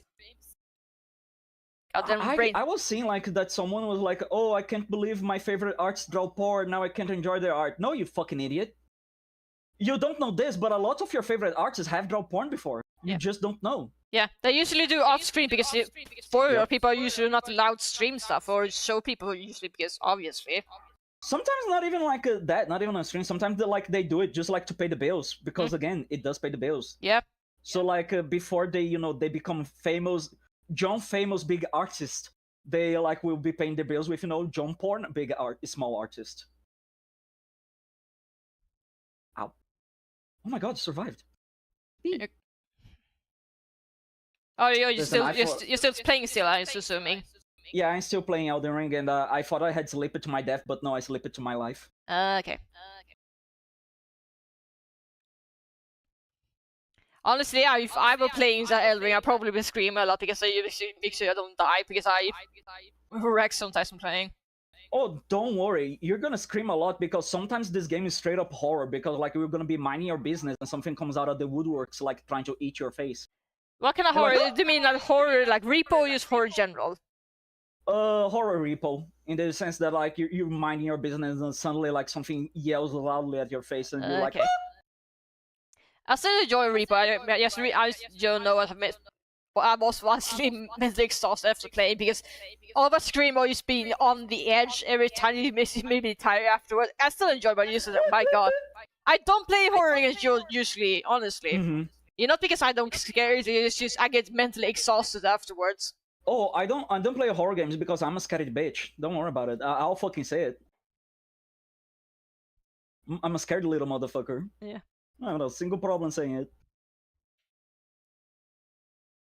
Actually, I've never played any Dark Soul game or Elden Ring or anything like that. I just don't know if this is something I really enjoy because so much appeal is high difficulty. Here's the deal. People keep saying that like, oh, Elden Ring, Dark Souls is a difficult game. If you wish the game to be difficult, yeah, you're gonna bat your head against the wall. But if you play like specific builds that are in the game, like intelligence, Elden Ring is infamous for like dropping the difficulty like from 10 to like a solid 5 if you play an intelligence build. So it's like RPGs, so it's like difficulty somewhat customizable depending on the build. Yep. Okay. Like, I did not know that actually. Like, yeah, people keep joking that like, oh, playing an intelligence build is playing on easy mode. No, playing dexterity is on easy mode. But it genuinely like if you play if you play intelligence build, you're always casting spells from like half the map away. So the boss will be like eating shit before he even gets close to you.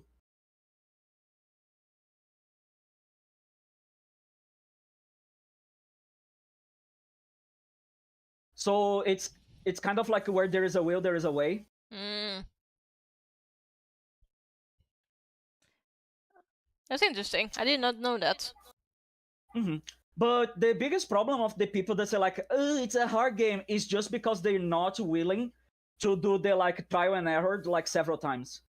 Because every boss in Elden Ring is about trial and error. You're gonna play, you're gonna fail. But people are like so avert to failure nowadays that they don't want to fail not even a single time. I'm more concerned about the how patience I have when it comes to difficulties, because I am more minded of how much do I have patience to do this, or if I don't, do I want to invest money on into it? That's my thing. Because Okay, I'm fully aware I'm just impatient sometimes. Uh-huh. I will tell you this then. But Oh, hold on, whenever Alex. I get stuck in a boss in Elden Ring, literally all I'm going to do is like I'm gonna turn back and like fuck off into a different direction. Okay, someone in the chat asked you that, do you know about the emo art style? If so, how do you draw fat characters in the art style? Wait, I emo don't art style? I don't know, to be honest. I'm not familiar with that, unfortunately. I'm not familiar with that. Emo art style? Where is that? I was about to say, what is emo art style? And it is just different shades of gray or something? I don't know. Who asked about the emu art style? I don't see it. Someone in the chat. Hey, hold on. It is someone from YouTube side, maybe? Yeah, Oh, okay, that explains it. it is from YouTube side, yeah. It's someone from Okay, that YouTube side. explains. That's why I didn't have access. The reason I don't have this chat as a low overlay, because that's where the spam bobs come visible. Don't worry about it.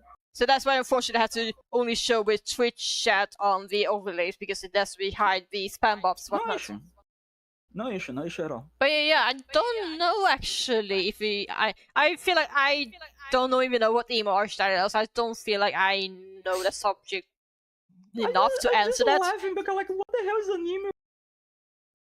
But in terms of actually drawing fact characters, it's more like understanding volume, I guess, or just 3-dimension, I guess.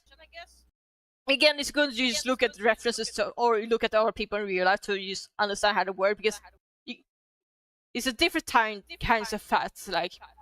Oh, yeah. Yeah, because it's different to make a character look fat versus make a character look like he's pregnant. Yeah. You can and you should look up like different like body mass index pictures. Yeah. If you want specifically how to draw fat people, look body mass index, because it's gonna show you like a slow progress to the body proportion, so you can like get to your preferred level of fatness. They also are good to understand like weight also, because there is yeah. Because you gotta understand, like, by weight, like, oh, I want to have like a fucking heavy motherfucker. They can be heavy but muscular. Yeah. So, like, heavy but not fucking. 1 second. Yeah. The thing about the muscular characters is that the more muscle they have, the heavier actually are. Yeah. Because even if they don't have a beer belly, sorry. Beer belly.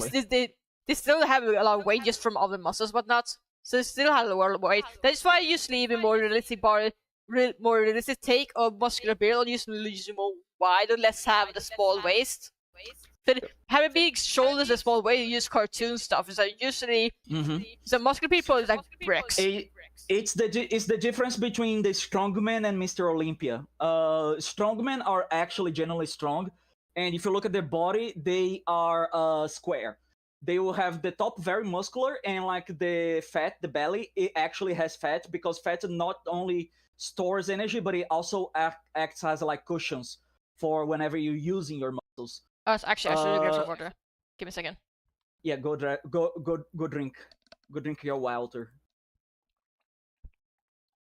I should probably drink some water too.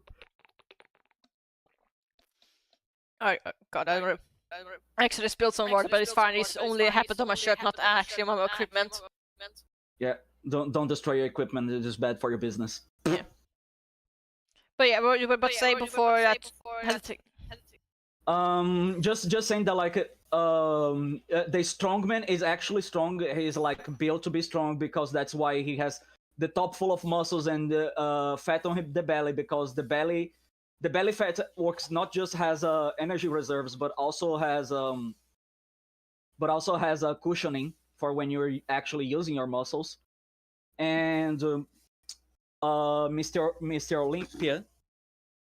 Actually, I can show it. Hold on, give me a second. I actually have a good picture I can use. Also, good idea how to draw a muscular Yep. character, but that still give you a belly. Give me a second here. I have Take your time. yeah, I have something in my folders here. It's a character design I was only able to make because of thanks to Chase and Lavi. Obvious reason. Let's see. This one right here. This is a Meow design squad, I William. did like a year ago, I think. They basically me tried to figure out muscle build for the very first time, and so my goal basically is like a muscular character that still had a good belly. Is like not someone who's muscular but not fat, but still have not like superhero stuff. Yep. And Lavi actually gave me point about the I forgot what the name was, the one of the characters. Yeah, because Love is the expert in fatness. I mean, in muscularness. Yeah. See, Lavi actually gave me an example on the one character from the Bigard Award. I forgot which one. The one that is about the Norse myth. Apparently, Oh yeah, I know which one you're talking. there's a character again who has more or less have this part. That was a good reference point I used for good understand what getting that body type I'm actually looking for. Uh-huh. By the way, that is a fantastic anime. Like, if anyone is looking for, recommendations, I highly recommend it. God of War? No, not God of War. The anime about Norse dudes beating the shit out of each other. Okay. The name like escapes me, but I know exactly which one she's talking about. Okay. Yeah. It doesn't help that now the only name that comes to my mind is the fucking name of the character from Fear and Hunger. But it is basically why June trying to learn as a muscle for the first time. I was surprised to get so many compliments to Lavi because I thought it was gonna get roasted pretty hard because she knows she's expert or whatever. But my first ever sketch I did for this, she was basically like, "You're doing wonderful, sweetie." Oh my god! It's basically You're doing wonderful, sweetie. It's basically supposed to the gift of basically a woman saying that. So Mm-hmm. I think if she But only Lavi is a genuinely one artist because she will not act with like disdain nor like arrogance to anyone that is trying to learn. Yeah, I basically spoke to her specifically about the learning to get better drawing muscle because I feel like she was most knowledgeable person in the server. Definitely is. She's the crazy lunatic about muscles. Yeah, if you want to talk about artists learn that very about drawing muscles, ask Lava generally. It's like if you're interested or just get better learning drawing muscles, just in general, she's your person. She's more happy to do it. In fact, like she'll take her damn mission to make you draw better muscles. She maybe call you a bitch, but when you do something affectionately. She does it out of love. She calls you a bitch out of love. Don't worry about it. Yeah. The one thing I know about Lau is that no matter what insult she throws to me, none of her insults will be as bad as the people I got from people in real life. Yeah. Honestly, the more I learned, the more like, goddamn, you really had it rough because you were with a lot of people that don't. I was gonna say don't understand, but it's not even that. They don't care if someone has different opinions or like a different point of view. They just want you to accommodate to theirs, so they won't even listen like to what is your point. I tried to be open-minded because that's one thing I was for very hard time to understand growing up. That's a hard lesson I was forced to learn for many years. So when you accepted that just people were allowed to join things I don't understand, and sometimes that's okay. Still, like that's so fucked, man. I usually haven't been gaming over passionate per point of becoming angry or aggressive or whatever. It's a thing I struggled with growing up. Honestly, I used to get over passionate about stuff I care about. And that usually where my worst behavior comes from. At least when I was growing up. I still try to get better at it, you know. Yeah, but it's still like I'm a warrior, so like just learning about that, I got blended. I got blended like a fucking jambalaya juice. Whether it was it cringe or No. I got blended like a fucking grape. One of the enemies has like a giant pole arm that he like spins around like a goddamn blender. But yeah, no, like just learning that like you had to deal with that kind of shit. It genuinely like makes me mad. Not mad in the sense like, oh, I'm gonna throw a fit. Mad in the sense that like nobody should have to deal with that. Nobody should be made to deal with that. It is just not something that should be. but not to get too angry about this, get overreact or whatever, or No. I just yelled because one enemy had like blended me into a fine paste. Don't think too much about it. okay. But yeah, what I said was like because a lot of the times that you like apologize, they are just genuinely normal things. So that's why like I keep telling you that like you don't need to apologize about that. Those are like all very good questions you usually have. So it's because like I unfortunately see like how fucking fortunate I am like to have had the parents that I had, because different points of view have always been a normal thing on my life. So when I see people that say like their parents say like, oh, you're not allowed to have like a different opinion, it's as I say and that's it, I like, what the fuck, that makes no sense. This probably was not enough that I was not allowed to have my own opinion. More like you're allowed to do joy things, but you don't have to be angry or frustrated with someone who don't understand how you see it. That's the thing. That's the thing what I struggle with. It's still fucked. It's still fucked, like in a different sense, but still. Yeah. The thing you gotta remember, I know I had autism. That sometimes, well, to understand social interaction was my struggle. Just my entire life. Even now I struggle sometimes. Even especially sarcasm. Sometimes I take stuff literally, not intentionally, and then sometimes I make dumb mistakes because of it. Because I remember one time, I forgot the exact details, like one of my family members jokingly about wanting this or that, and I misunderstood, took the literally, and went out of the way to buy this thing for them. I was like, why did you buy this thing? And you said we wanted. I was joking! Oh my. Oh man. Because I don't struggle with sarcasm even amongst my family members. Yeah. No, I get you. Sarcasm is even like to normal people, because sarcasm is not something that like it's just on your tone of voice. It is something that is like contextual to where you are, how you are, who you're talking to. And the thing, what I believe happens with neurodivergent people, it's because they focus a lot on the minute detail. So sarcasm doesn't work, like quote unquote, because they believe they have the context, but like they don't, because it's a family joke, or maybe it's a long-standing joke between two people, etc., etc. Yeah. When it comes to the people who's chatting online, I actually do appreciate that when people go say /s at the end of some single this sarcasm. Oh, to indicate sarcasm. Yeah, because otherwise I might not even know, honestly. Because if I would, I would probably assume it would be genuine. So even though people say it as a joke or whatever, I actually appreciate it because it shows more sincerity. No, that's fair. That's immensely fair. People write that as a joke, but maybe it's like more. So I think you to explain it that you're only joking and you're not supposed to take that seriously. Because otherwise, sorry. It's because a lot of people like they act selfishly in the sense that they like, oh, everyone is just like me, I'm not going to like make myself understandable for other people, because they believe everyone is like them. That's funny because I always have the opposite problem. So it's like I have to constantly remind myself, everyone, including my family, they don't understand everything I assume are basic common knowledge. So like I played Pokemon since Red and Blue. I've been playing since I was 6 years old. Everyone in my family don't know a single Pokemon besides Pikachu still. They don't even know Charizard.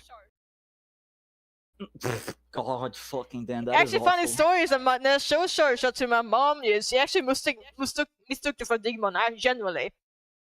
Okay, you wanna know what? At least she mistook it for a Digimon. Charizard X does look like a fucking, a little guy, a little. Yeah, and the fun is the only reason she knows Digimon because I have actually one of Digimon Tamagotchi toys and he actually showed it, and she saw it, and she actually understands the concept of Tamagotchi a lot more than a turn-based RPG video game. So she actually knows more about Digimon than she does with Pokemon. She actually knows Examon and Onimon Ultra S, not Onimon, Onimon Ultra S. Oh my god, she's into it. She is in. She only knows because she saw the 2B sprite of the device and actually showed me official art of her characters afterwards, just to keep showing more details. She admitted that they look scared, but also understand why she. Oh my god. She also understands why I like it because no, this is not something Pokemon would actually make. This is interesting. Yeah. She understand right away why it was appeal there. Yeah. But I think my mom actually enjoys the smaller Digimon more, like Koromon and whatnot, because of course it's more closer to. Yeah, they're cuter. Yeah. They are quote unquote marketable. Yeah. I think if people underestimate it's like cuteness sells so well. It's like if you don't understand why cuteness sells so well, it's just in general. Just ask Warner Brothers or ask how much merch they managed to make on just Twitty Pie alone. People need to understand that it's actually something that I was talking to Lavi, because Lavi has great as an artist. She puts her values like on her wrist, but when you want to sell, you gotta take the low hanging fruit. Any fruit is a fruit in a sense. Yeah. And the low hanging fruit is cute and sexy. Those are the two low hanging fruits. You wanna sell, make something cute or make something sexy. Yeah. The other one is spite. If you want to sell something a lot, just make something that has like the social context of being a spiteful product. A thing that has been selling a lot in like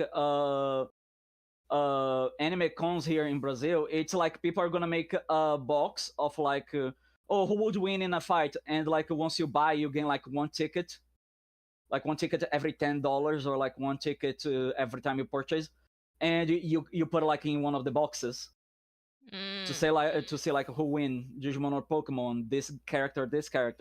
So it's like death battle, but without the violence. Yep. It's literally spite sells. Yeah. I know this kind of is unfortunate, but sometimes you have to understand. So what you understand, it might not be understandable for a lot of people. So I cannot tell you how many times I have to quote unquote talk down to my family to understand basic stuff like video games. Not that even that still misunderstand everything. Mm-hmm. Honestly, they see me from Nintendo Switch too, and they call it Game Boy because they don't know the difference. Generally, they only say Nintendo, they only say Game Boy. They don't know the difference.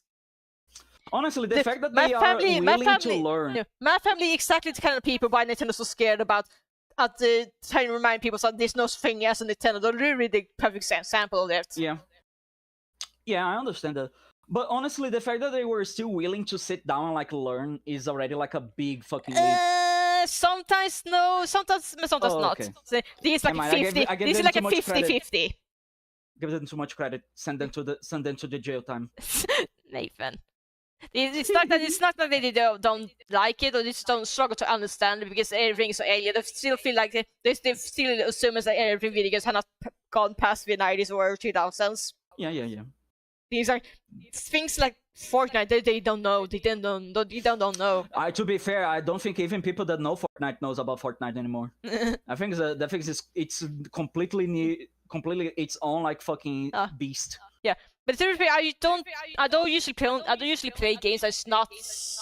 I don't want to say niche, but I play Nintendo, but not everybody knows Nintendo, so I don't know. I don't play like Fortnite. I don't play like PUBG. I don't play like Among Us. I don't play. There's nothing wrong with that. Like you shouldn't think that like you're not a gamer just because you play like only select few games. Yeah, I realized the only reason my parents are less knowledgeable because I play games are usually not the most mainstream stuff. It's not.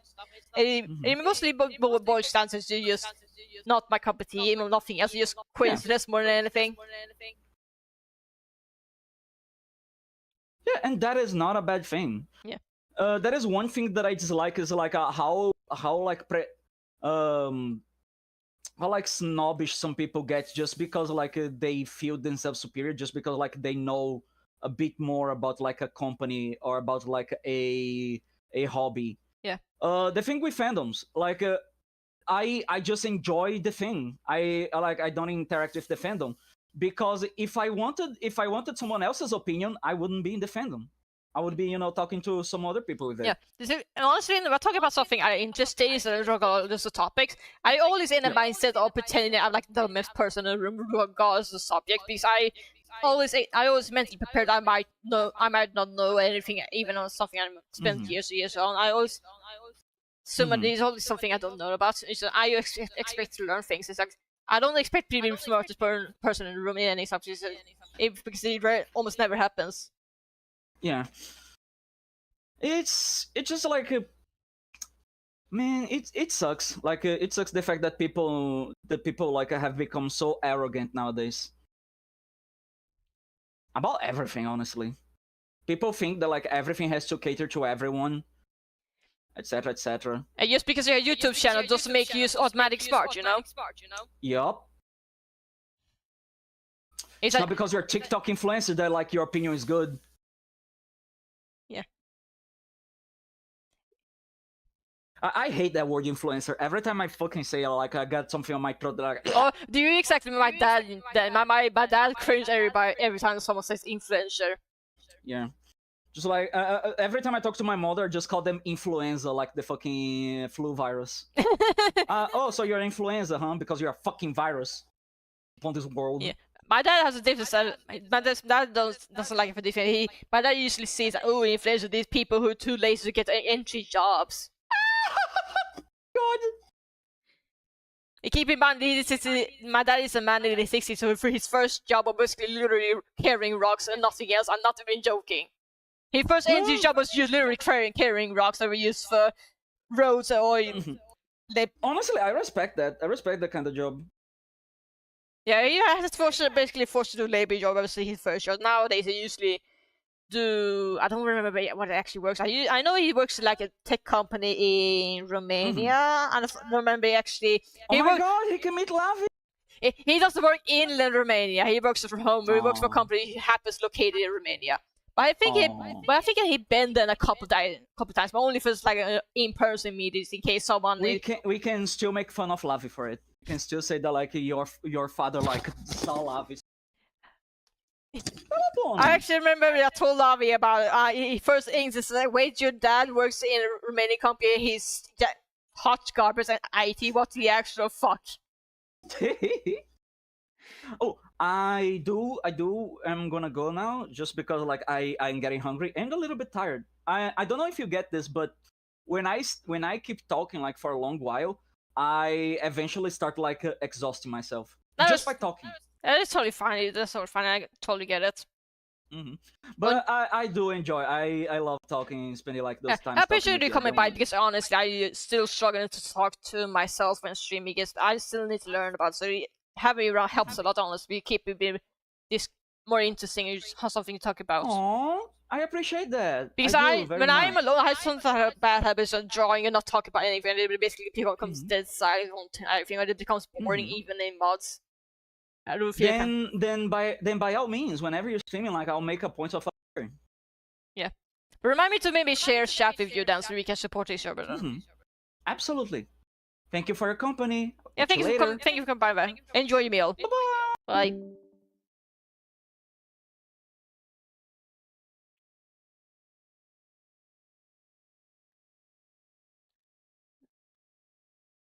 Don't know if I will be finished yet, but we'll see. Oh, they came in just Nathan left, but yeah, I'm still working on it. I also made this tiny little sketch that if it is supposed to be digital neon, so I might as well trade the cloud for the actual vehicle. I don't know how to drop vehicle stuff, honestly. It's too basic at the moment, but you know. Almost like a Dr. Eggman impression, I don't know. But yeah, I don't know if I'm gonna finish it today, but I think I'm gonna keep be calling mostly the same, except for maybe the belt. I don't know. We probably used to use like a Grace.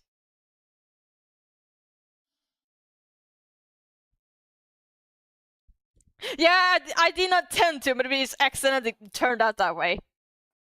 But I was thinking is like if my PNG YouTuber became like Digital Neo and stuff, my first thing is what's gonna happen with Dream Cloud? I cannot use would be like vehicle or something. At that point it'd be like yeah, it was just Dr. Eggman shit. Yeah, I really appreciate it actually. I appreciate it. It's a like good translation, honestly, Lovey.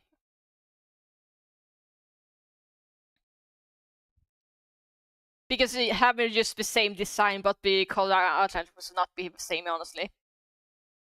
The fact that it bothers you with extra amount just redesign the characters just to fit the SI is honestly super rad. That's like God, I need to actually draw the icon for reactions for you guys as well. I just need to have figured out how to place it on the screen because my first instinct is having it maybe have your I don't know if I'm able to create a GIF or not, but if I'm able to GIF, I maybe can draw your PD tuber just like do some muscle training in the background or some shit while when you're not talking, only talk, and then you move your mouth when you stop working out when you're talking. I don't know. It's gonna depend if I'm able to make GIFs or not translate to reactor. Let's see, because I think it's possible to do that. I think worst case scenario, I may have to use like simple PNG files. I don't know. Or maybe I can use draw you drinking coffee. I don't know. You still drink coffee, right? You don't fall asleep from that.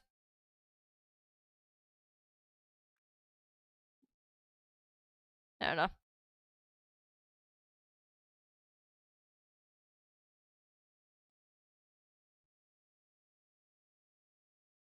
I talked about this earlier, but I'm still debating if I ever should do video editing live on stream. But I'm not sure how super interesting it would be to watch, especially considering there might be the potential spoilers for the video to videos I make. I don't know.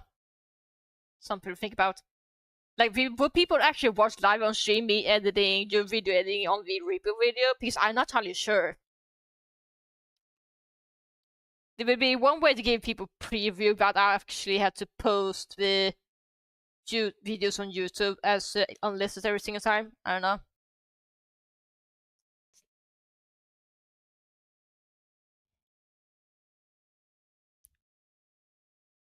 Something to think about. Actually, I took water earlier, but I was feels first to say just grab an extra. Why not?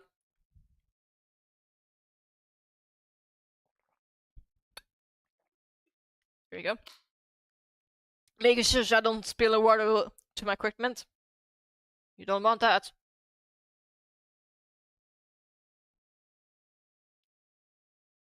Well, nice to have Nathan come by on chat just to talk about random topics in general.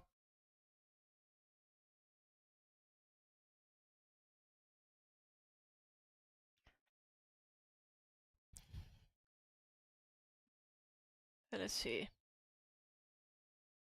Oh, did you end your stream with Nathan earlier? I didn't not noticed. Oh wait, because Nathan left. Right. Uh, actually, is Jin still alive? I think he's still alive.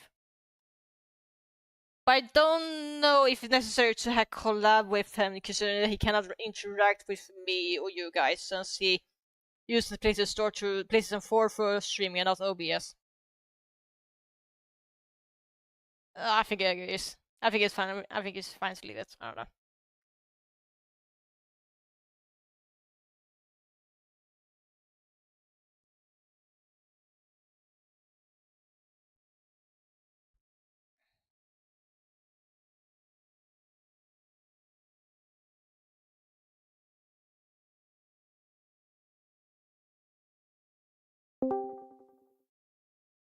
Oh hi!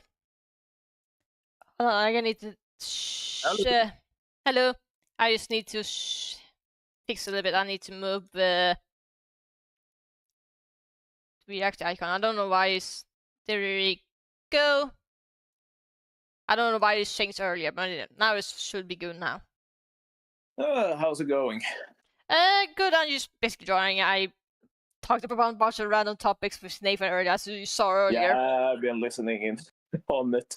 I've been. That's what happens working when on the that's what happens when me and I hang out with Nathan. We just talk about just random topics and back. Yeah, random topics. It really went out of hand there for a second. I didn't really expect those turn of events, but I mean, we will be genuinely honest. We're not joking. I mean, stuff we talked about. Yeah, absolutely. I mean, they have those drawing sessions at school, mostly aimed for the graphic students, but it's open for everyone to take them, actually. And I remember back in my old school in our hometown, they also had it in the neighboring school that was in the same building. So, what character are you drawing now? Is it your own? Actually, I guess I have to explain it because it doesn't make sense without context. Basically, Lavi also trying to do Lavi's trying to do homemade reactive icons for everybody, but she has very specific aesthetics for her stream. She basically has what she describes as a digital neon aesthetic for her stream. Actually, I can show if you give me a second here. Am I actually? Have you seen her PG Jumper? Actually, have you seen it? I don't remember. Probably no. Safer to say that. Okay, so basically, her PG Jumper basically a digital neon dragon that's loosely inspired by Bakugo from My Hero Academia. My Hero Academia in terms of character design. I can't. I should know she showed it on the Vision, but I don't know if she showed it in my server. I guess I will show it to you. I assume this is fine. I can actually post it to you via DM. Actually, I can give you a second here. Yeah. I've been working on some school projects up until now. Gonna have a presentation thingy tomorrow. Yeah, I just started to study sound design for video games, so okay, that's gonna be interesting. Yeah, I've been recording some weird stuff lately and put them together in the program that I'm working with. Yeah, but yeah, the one that's post you of the end. That's basically what the Lavi's Big Super looks like. Her character design, I mean, is the animation and whatnot, only the actual models difference, but yeah. Oh my god. Yeah, she put a lot of effort to it, but basically, she went the extra mile to make sure everybody's icon fits that aesthetic to her stream. She went out of the way. She basically, I can show you here. She went out of the way to draw a sketch of what my PNG would look like in her aesthetic of her stream. Basically, digital neon stuff. And I liked it so much, I basically went the brain rot and decided to expand it further, basically. We actually made it easy for Lavi. I was like, God damn, you're making my job easier for me. What the fuck? Yeah. That flying thing you did a sketch of kind of reminds me of Dr. Wily and Mega Man. Yeah, everybody said Dr. Eggman, but I can also see a comparison. But yeah, I don't know what it is, but it gave me a big similarity of being a professor flying around in a round-shaped thing. It's kind of weird. To be fair, the Wily and Eggman boss were like 8-bit, 16-bit, so they have a hardware limitation, whatnot. Yeah. But they basically have a lot in common, to be honest, when it comes to being villains. Yeah. Is it what we show business called coincidence? Although to be fair, both of them are actually loosely inspired by real people. So I mean, they're fighting a blue protagonist. They have a dark version of that protagonist that they made that later becomes kind of like a anti-hero. Yeah, you see the patterns here. Mm-hmm. Again, coincidence happens, and it's not just And then they both villains are actually loosely inspired by actual real life people, so they're also that considered. Absolutely. Based on happen. actual scientists, actually, if I recall correctly. Yeah, I mean, it tends to happen when it comes to game design. Being original today is nearly impossible. I remember in one of my difficult, but it doesn't stop you from trying. Like, oh yeah, this remembers. This is something similar to what people made last year, and we're like in my team. Oh god damn it, not again. Yeah, just because it's possible doesn't mean it's not worth trying. Yeah, that's the thing. We try to come up with like some original idea for a game, but it was really hard.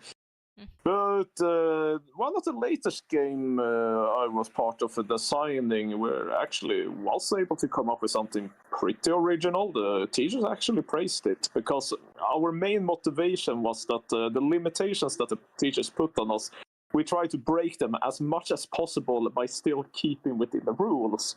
And that actually was successful. Okay. Because I think it's hard to remember that. Do you remember Snake Pass, actually?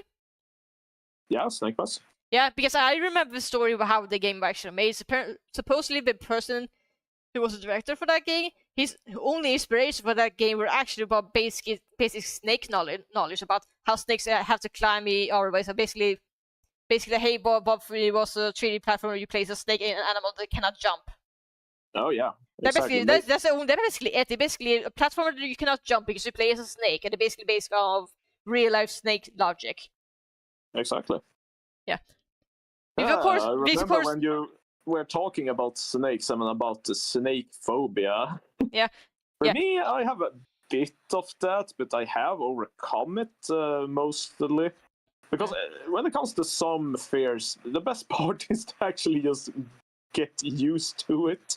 Yeah. Because one of our old classmates, he got a snake, and I remember the first time I got to hold it. Man, that was creepy. But then I was like, it wasn't that bad. Yeah, I had to hold snakes on in my last day at the zoo I mentioned earlier, or park, But actually, I was holding one of the snakes. It was not a big one. It was like one of those but more docile snakes that only squishes you over the smaller ones. Yeah, it was one of those that he had. Yeah. It was very small. Yeah, we basically show up to 2 bus of school kids because they got to see it from a distance. They were docile enough, but some kids was allowed to pet it or touch it, but not. As long as we were gentle, of course. But after it was done, I was trying to put it back in the safe place so we can have some private time. And I was having an issue. I realized that, hey guy, sorry, but this snake doesn't really want to leave the sofa. Can you take it for me? He's hugging my arm. He's squeezing and hugging my arm. He doesn't want to leave the sofa. He got too comfortable. Yeah. I mean, snakes can have a temperament, that's what I have learned. When they want to be alone, you better leave them alone. Yeah. Especially when it comes to food, my god. Oh, yeah. Ugh.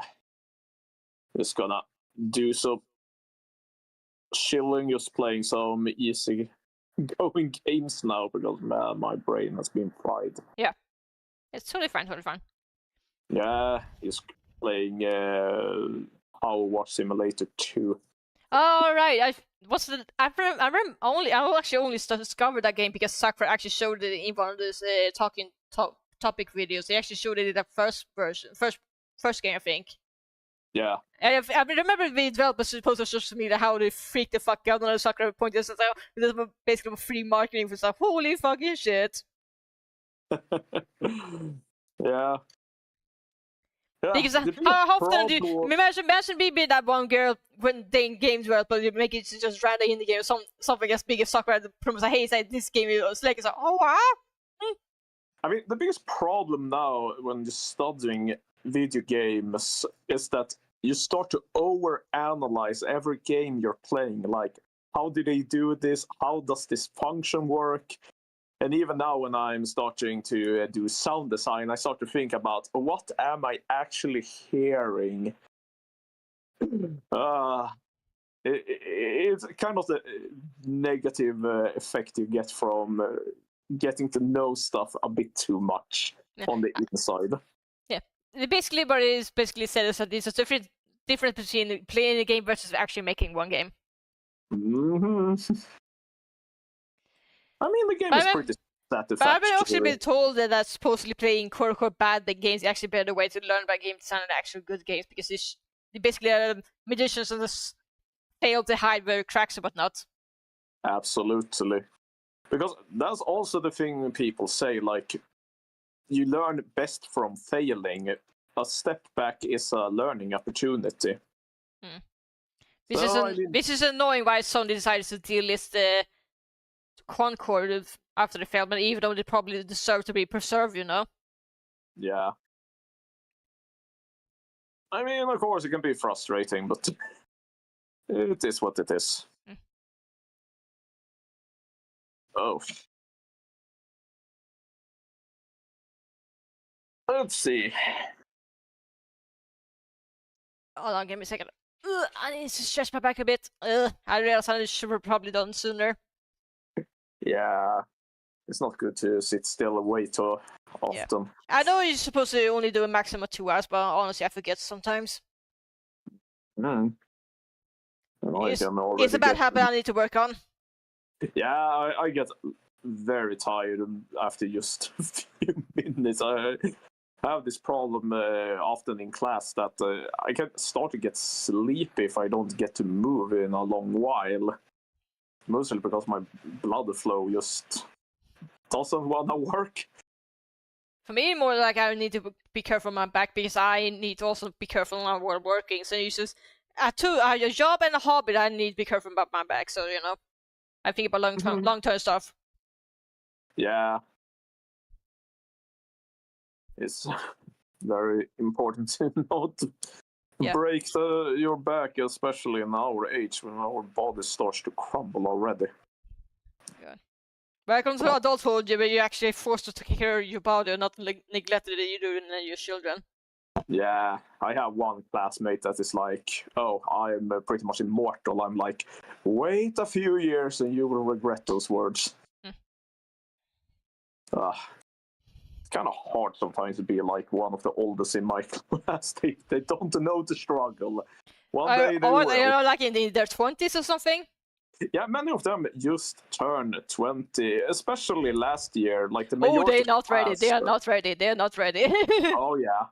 I remember one of the youngest in my class was around, I think it was a lot of rumors how old she was. Some said that she was actually 17, and some said that she was 18, but later on, yeah, she was 18 years old. She was from Vietnam, though, so I mean, they have a different system with their schools where they pretty much get to university much younger. So okay, very interesting.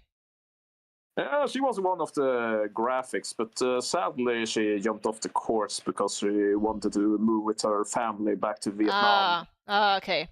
I guess you shows her family first, but I guess that's fair. Yeah, I still had the right to use one of her characters that she came up with during like the first weeks of our class. I actually developed a funny backstory to. She started to draw this fish with a top hat on, and made a gentle fish. And I came up with a story about the Boston Tea Party's weird after effects on the fish down at the harbor. They became gentlemen. That's really cute. It's just funny. Unfortunately, I was not able to work longer on that one. Yeah. I still want when the other big franchise in our class are starting to take off. It's mostly funny that one group pretty much just made a cult about a character, and the whole class is like divided into they either like it or they despise it really badly. It's a very simple drawn ghost that we named Spoopy that has a very dark backstory, and I mean very dark backstory. And a part of that backstory is why some people hate the character. Okay. and stuff. It's just funny how some in my class is like I never go into a game with that character included. And the funny thing, I was in the same team as him, and I made it my sole purpose to try to sneak in the character in our game in some way or another as an Easter egg. That was a challenge. He checked every file and everything I put in, but later on he got a bit sloppy, and that's when I made my move. Kind of made a transparent thing in one of the levels hidden. Not a big deal, but still. It was funny when we do that stuff. And also, Easter eggs are always fun. I actually had a bonus assignment for one of my teachers to actually make an Easter egg. Okay.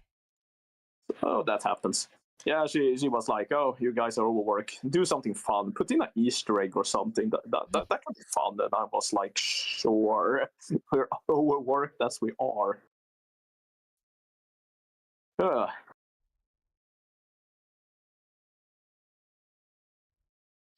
I see in the future in one of the bigger projects I'm gonna do what I'm gonna put in.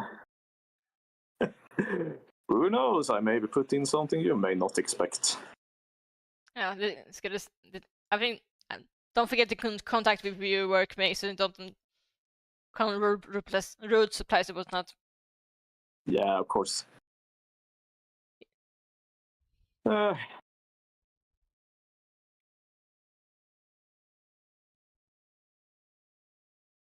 I still haven't got the new Kirby Air Ride.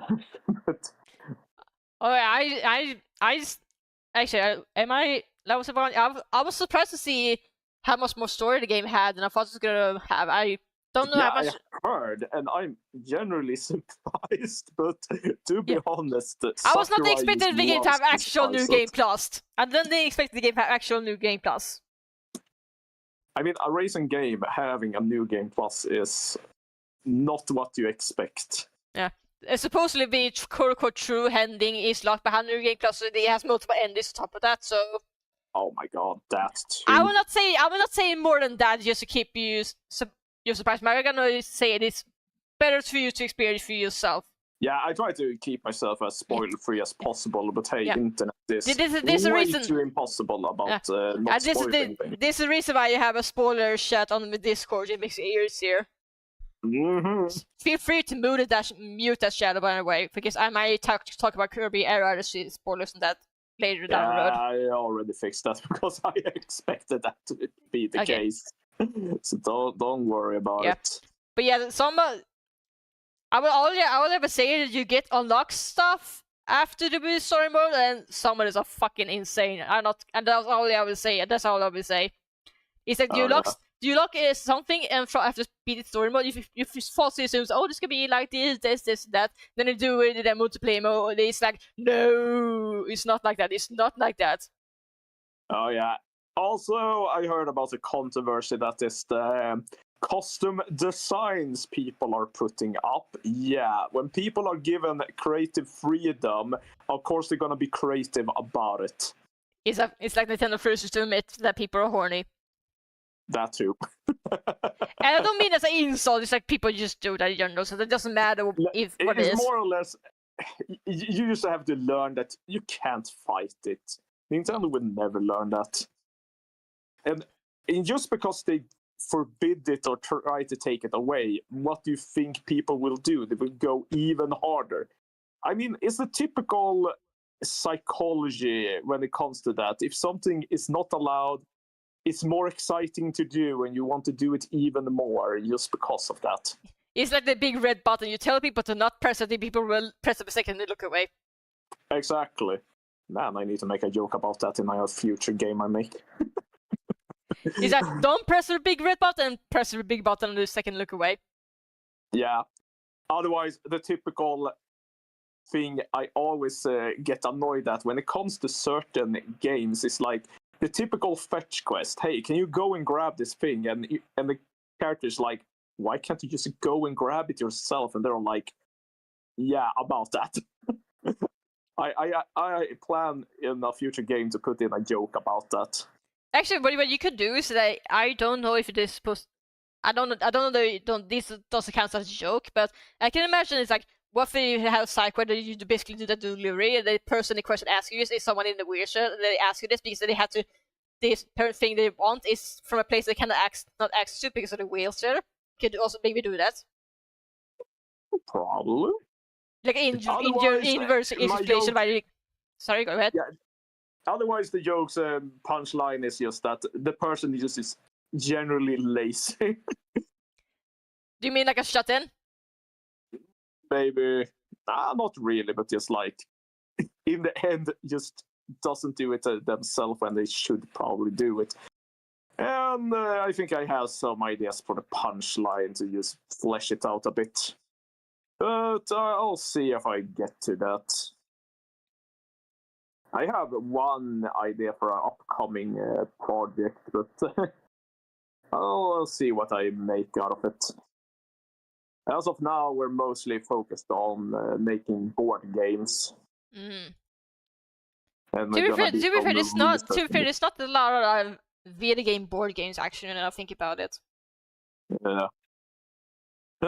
Man, I'm playing board games all day. I mean, think about it. In school, having a LAN party is often like something that is frowned upon by the teachers. In my school, it's mandatory to have a LAN party. Because when I was studying the last course I took in Introduction to Level Design, we had to play each other's levels that we made in teams. And it was pretty much a LAN party that we had to attend. And I pretty much just said that in class, and the whole class was even laughing out loud because of it. When I put it into context. Because one guy actually said, yeah, I remember a teacher that just pretty much yelled at us for playing game, like at all, even like we're not in class. They didn't like it. So I'm like, yeah, this is so different. Remove and filling in a few gaps and manage to miss. Sometimes that happens in filling. The one downside I have with brush I'm using, I like the brush I'm using. I like having my lines being crunchy, imperfect. But the one downside is that when I fill in the card, sometimes I miss a gap or fill in too much. I have to double check, make sure they don't slip the cracks, whatnot. Mm-hmm. It's not an issue if you use like one default brushes, but I don't like using green default brushes if possible. I just like I like have texture in my brushes. Uh-huh. Even it's like only like making me more crunchy. Yeah, because as you do it, it's like not like super clean lines. It has some roughness to it, but it adds to the style. Yeah, I do it on purpose. Just to fight against my perfectionist. Because before I discovered about how textures in brushes, I have heard a bit of wasting too much time on like eyeliner to make it quote unquote perfect or thin. But I realized that you make me frustrated or hate myself for, so I realized like, fuck it, let's make line brushes that make it impossible to make perfect outlines so I can actually get shit done. Mm-hmm. Yeah, because that's mostly a part of the problem when it comes to the creative process. It's like you need to know where your limits are when it comes to make something perfect, and that goes for everything. Because we have this concept that we call scope creeping when we doing our work. Scope creep, content creep, and whatnot. Oh yeah. As of now, in my current group, we kind of have that problem with one of our members. He's pretty much the one that came up with our board game. And he's not really want to back down when we're telling him that the project is going a bit out of hand when it comes to scope. I think that has a similar issue that Level 5 is struggling right now, because I feel like a lot of the games are not only they're working on a lot of games at the same time, a lot of games have a large scope, but I feel like they have suffered a case of content. I mean, I think it was 1 year ago they had a presentation where they showed off like the new Yokai Watch game, Holy Horror Mansion. We haven't got a single update since then. Yeah, but mostly they have said that they reshifted all focus just to finish up Inazuma 11 Victory Road that finally released, so they can start focusing on other games. Mm. It feels like they're suffering not only making too many games at the same time, also content creep or scope creep. These kind of concern me. Feel like they bite them more than they can chew. Yeah, I mean, that is a bit of a problem when it comes to content, because interesting enough, like a lot of DLC is not like, oh, they come up with some new ideas after release. No, it's like scrapped ideas they put in later when they actually have the time. Because the hardest thing when it comes to production is mostly when you have to start to cut corners. And man, I remember one of the games I came up with the ideas for, we were like, yeah, this has to be cut, and I'm like, not happy about it, but it has to be done. Yeah, this is why Nintendo like to recycle scrap ideas to new project, because it makes sure nothing gets wasted. Like, yes. I remember the story talk about how they allowed dungeon in Twilight Princess, but actually was dungeon that was originally going to be Wind Waker, but got cut. Yeah, Wind Waker is known to be nefarious about how much context, content it had, mostly about the temples mainly, because there are some traces of what could have been temples, and some have said like, yeah, this probably was a temple at the time for that game, but they reused it. I mean, it's an effective way to just also have a lot of things going when you start a new project. I mean, this saves time at least, and money potentially, and all that. But the thing that the community mostly talks about is like, what if they actually make a total reimagining of the game and pretty much just try to complete it as it was like thought out to be, what could have been. But then again, the storage of the GameCube, maybe the game would have been on 2 discs if they were. Yeah, I was about to say save files could also be a factor. I know a lot of Nintendo games usually have small file size, and probably the mindset of hey, we depends on the game and what needs to be stored, but sure. I still remember one of the biggest games when it comes to storage space was Doshin the Giant. Oh my god, that game! Yeah, because I think Nintendo has a mindset that they don't want the file size to be too big in their game. Because in mindset that they want people to just buy one game. They want to buy multiple games, and it'd be difficult to do it if you only have space for one.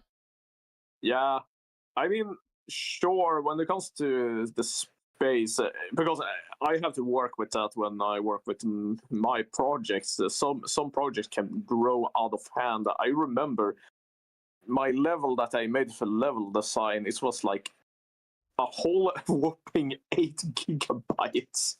Jesus. And that's just the editing file for Unreal Engine. Then the actual game that we put out was a bit smaller though, because when we compromise the file and start rendering, then it doesn't include everything.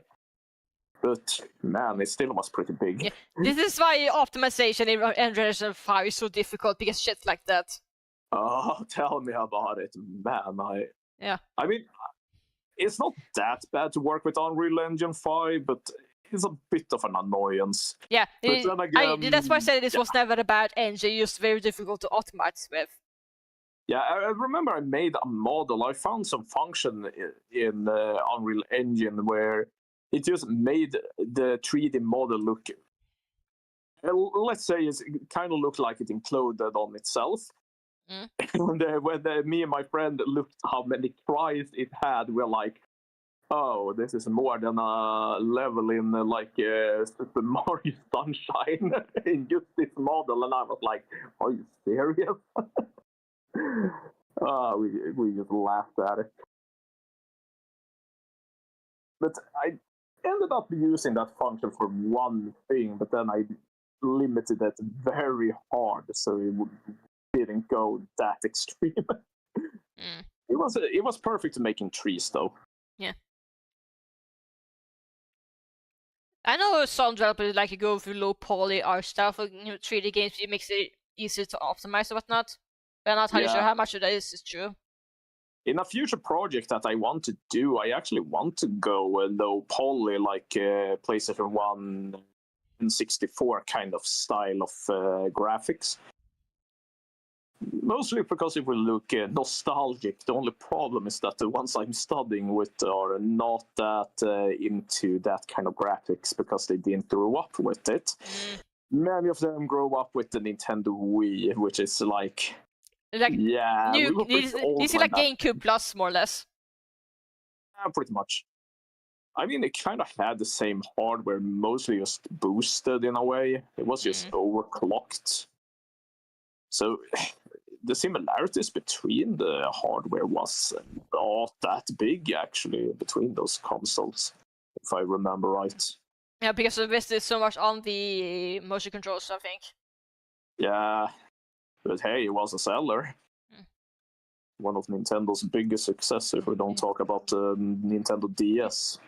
The kind of reminds me of one discussion I saw one on the Discord servers. It's like, so hey, why come they have issues with the Wii? Why come they don't fix it, or is it like reimagine it? It's like, yeah, they did. It's called the Joy-Con. Yeah, it's kind of interesting how they have done the Joy-Con 2s now. I mostly hope they actually use the motion control a bit more than they actually did for the Switch 1. I mostly blame the Switch Lite for that, because the Switch Lite... Yeah, I was about to say, is that when you have Switch Lite, you're kind of limited what games you're allowed to make, because they have... Alright, so you got the awkward situation that one game might be impossible to play, depending on which model they have.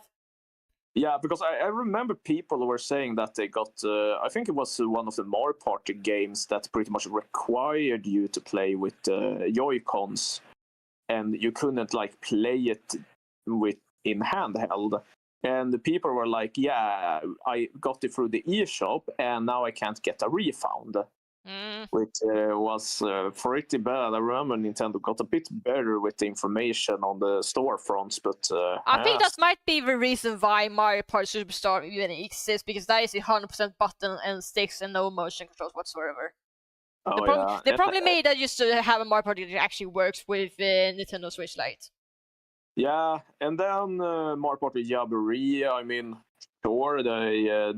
made it so you can play it without using motion control. They're basically 100% optional. Exactly. Man, we totally need to play that on stream or in the future. Yeah, I actually have a capture card for my Nintendo Switch 2 actually now, so I probably should. Yeah, I just need to buy the. Actually, I probably need to think about if I ever want to get the DLC or not, because I know is that most of the features are used for Chaos co-op stuff. I haven't gotten that one yet for myself. Otherwise, if I were to get it, I'd probably give you my take on it.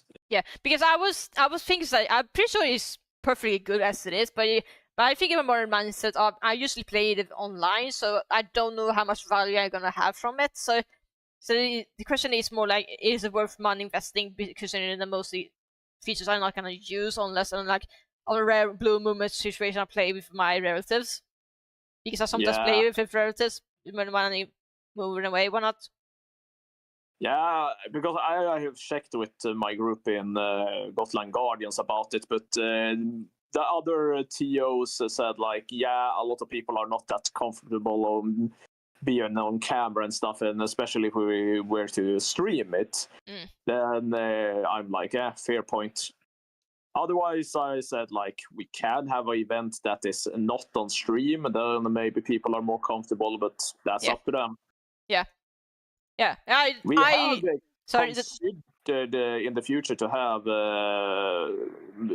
Kirby Air Riders as a side tournament, but that's when someone can afford to get the game or actually use buys it. Yeah, I was about to say is that the there's a lot of games come out in general. I don't expect everybody to have the money to buy multiple 70 plus. Because I recently bought both Pokemon CA and also the new Hyrule Warriors game. That I actually today 100%. I mean, it's not that big of a game, so yeah, I was about to doable. say that the size just matter very. So some games can you finish quickly, others not. Yeah. As per Pokemon Legends CA, as you mentioned earlier, I mean, I like the Pokemon franchise, and of course, it's rough. But I mean, the game is actually kind of fine when it comes to some gameplay aspects, because they have listened and tried to refine things that was kind of clunky in the earlier games. So they have fixed some problems that they have. And also the motivation I get from them just doing Luminous City and have like tight walls and the game being more tighter in that way is because it helps when it comes to running the game, like less things to render and stuff at the time. So I can see the motivation behind it, but still there's a long way to go when it comes to the game. But what I can say about the game now after I played it is like it's totally different from Legends Arceus, mostly because of the battle system being a real-time battle system. I mean, the online battle mode has been fun actually as of now, because it's way too chaotic, having 4 people going up against each other in real time in a Pokemon battle. But to be honest, it's kind of like what is called the Pokemon Unite in a way. Oh, I thought for a second it was going to go with the Royale that was in the Sun and Moon, but I can understand the Unite comparison. I mean, it's kind of like the Royale. You can target wherever, but it's more closer to Unite, if I am to explain the battle system, especially when you're going online. Because even in the game, when you're like in one of the Wild Zone, you can have like 3 Pokemon at the same time, and then you can wipe them out in just one move. I mean, grinding levels in a Pokemon game hasn't been faster than this, because no battle screen, no loading, it's just directly there. So maybe that's why they increased the level cap in the DLC. Maybe that's the reason. Yeah, that was a big surprise, to be honest. But also when it comes to one aspect, I try to remember some of the things that you didn't like about Pokemon Legends Arceus. I mean, yes, abilities are not there for Pokemon, which is a bit weird, but I kind of get it, because some abilities may not work with the real-time battle system.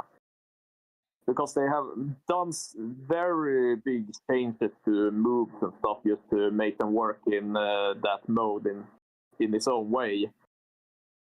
So, I mean, some moves are actually better in CA, like Fire Spin, to example. It makes a field that the other Pokemon takes damage in, and you can pretty much just own the whole stage if you use it right.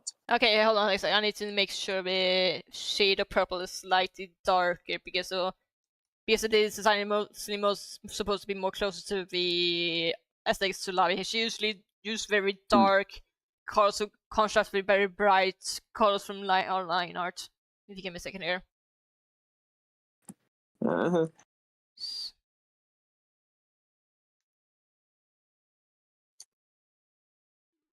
Maybe I should use the same with the shade of pink.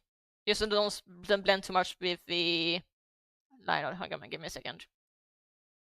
Sorry, I just concentrate a little bit. You go on. Yeah, no worries.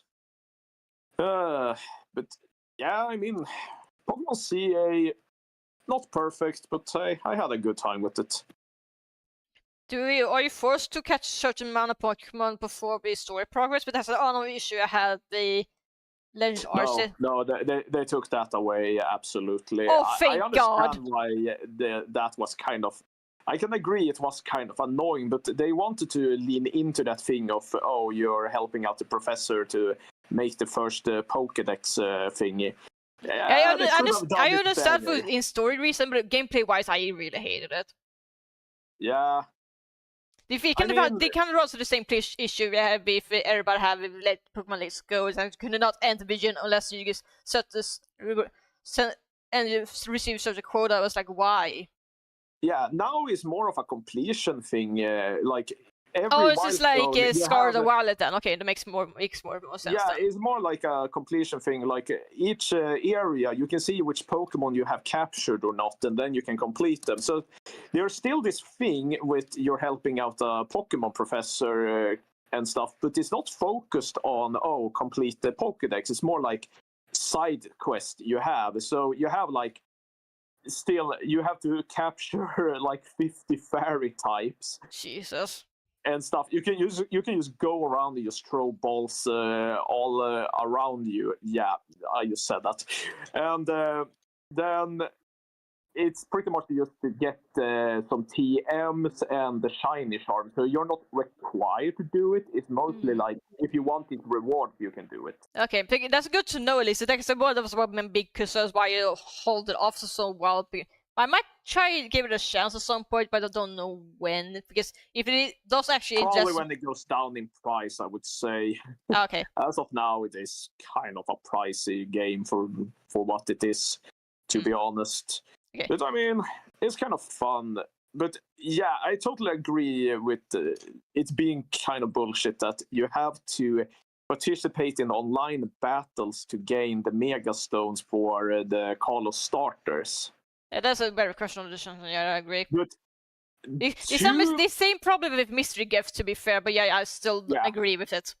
But to actually say it's not that bad, considering the battle system is pretty much made so you can't rank down. I mean, even if you don't win, even if you're last place, maybe even not knocked out anyone, you get points for like, you collected the Mega Charge or some battle items during the battle. You pretty much.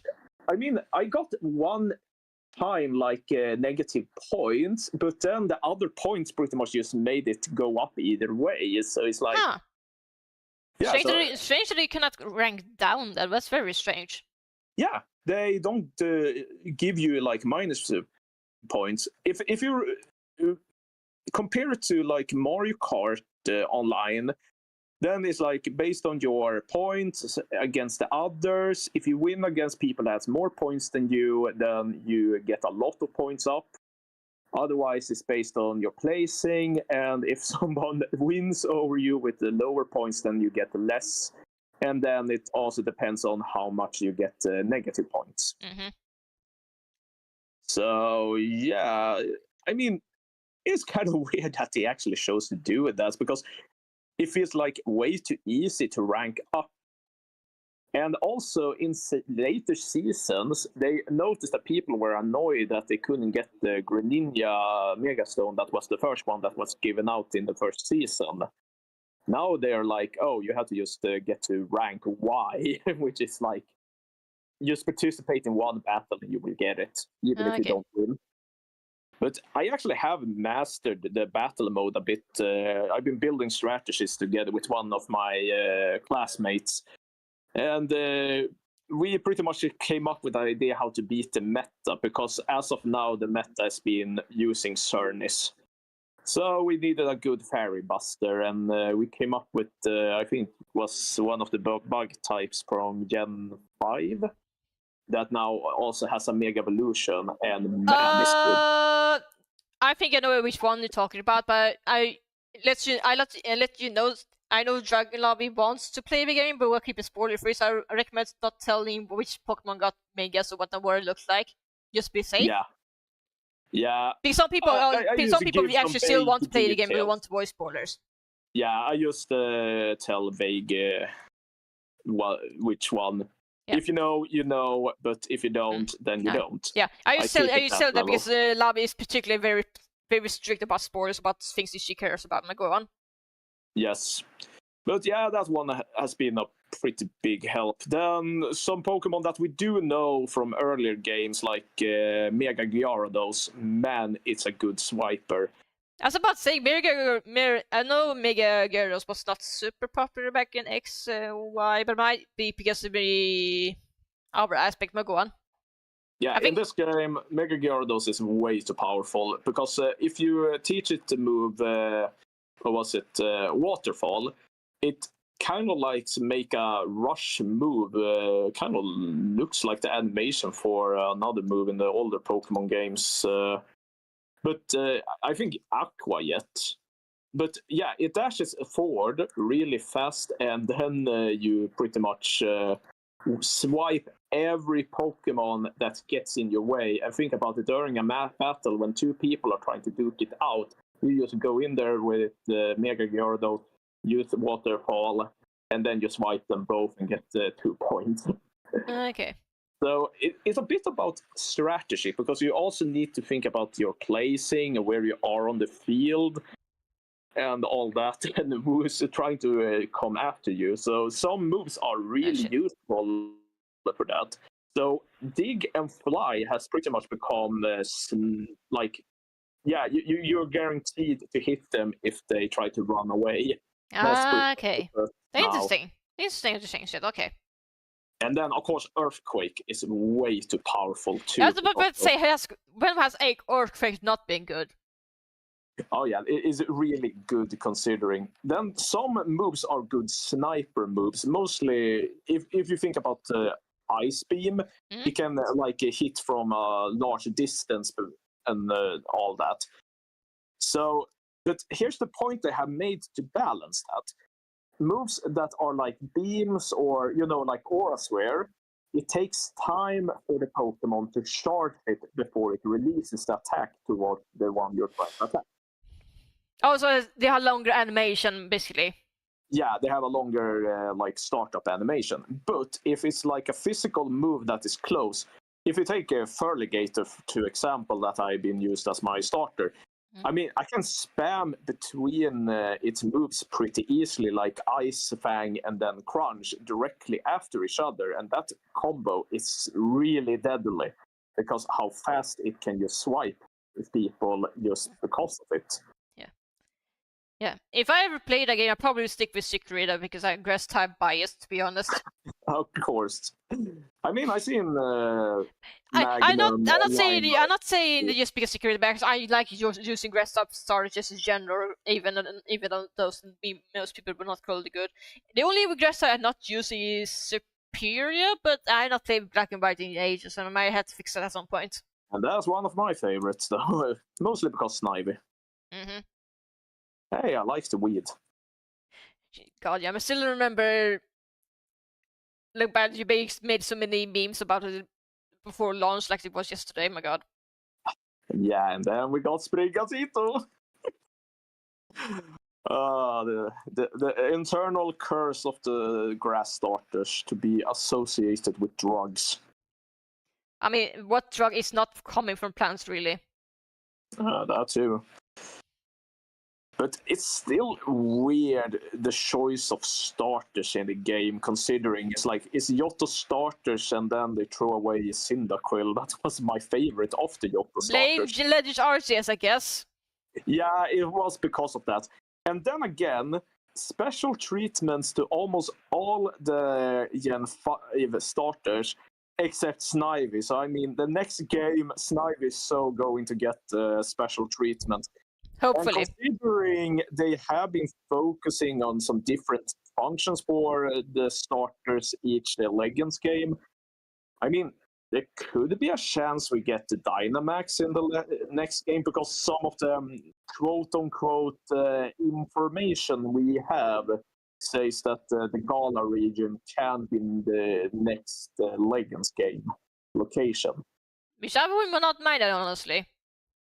Actually, yeah, because, hey, more Britain. And don't trust the French. No, seriously, I have some French classmates, and I did end up asking them the question, why shouldn't I trust you? Their reason was this: we may unlock a secret ending. Then my other friend just said right out there, like, oh, you mean bad ending? And we were just laughing our asses off. I laugh because Lavi always makes the same use as a fuck with French or something like that. She says that a lot. Yeah. I mean, when it comes to my French classmates, they are very stereotypical French. They have the typical look you pretty much imagine. And I'm like, guys, you're not helping. Do you get offended how people use croissant or something? I don't know. At least they have the right hat. But then again, one of my most trusted programmers is half French, so yeah, but I trust him. So yeah, you can trust the French. Sometimes. Yeah, sometimes. Maybe if they're half French, it cancels out the negatives. Let's see. Question Otherwise, the majority of international students in my class are from China, so I have a lot of Chinese classmates. Actually, I want to try out something. I want to have also so it's supposed to be boost, but I don't want to make it default pink over, so we might be speaking as barefoot. So I wonder if I can do this maybe. If that's supposed to be boots, maybe you have the knot or some kind of ties, something to indicate. Yeah, I can maybe color like this, so this looks like the underpart, the underside is like pink, but the upper part is gray. Yeah, you can try that.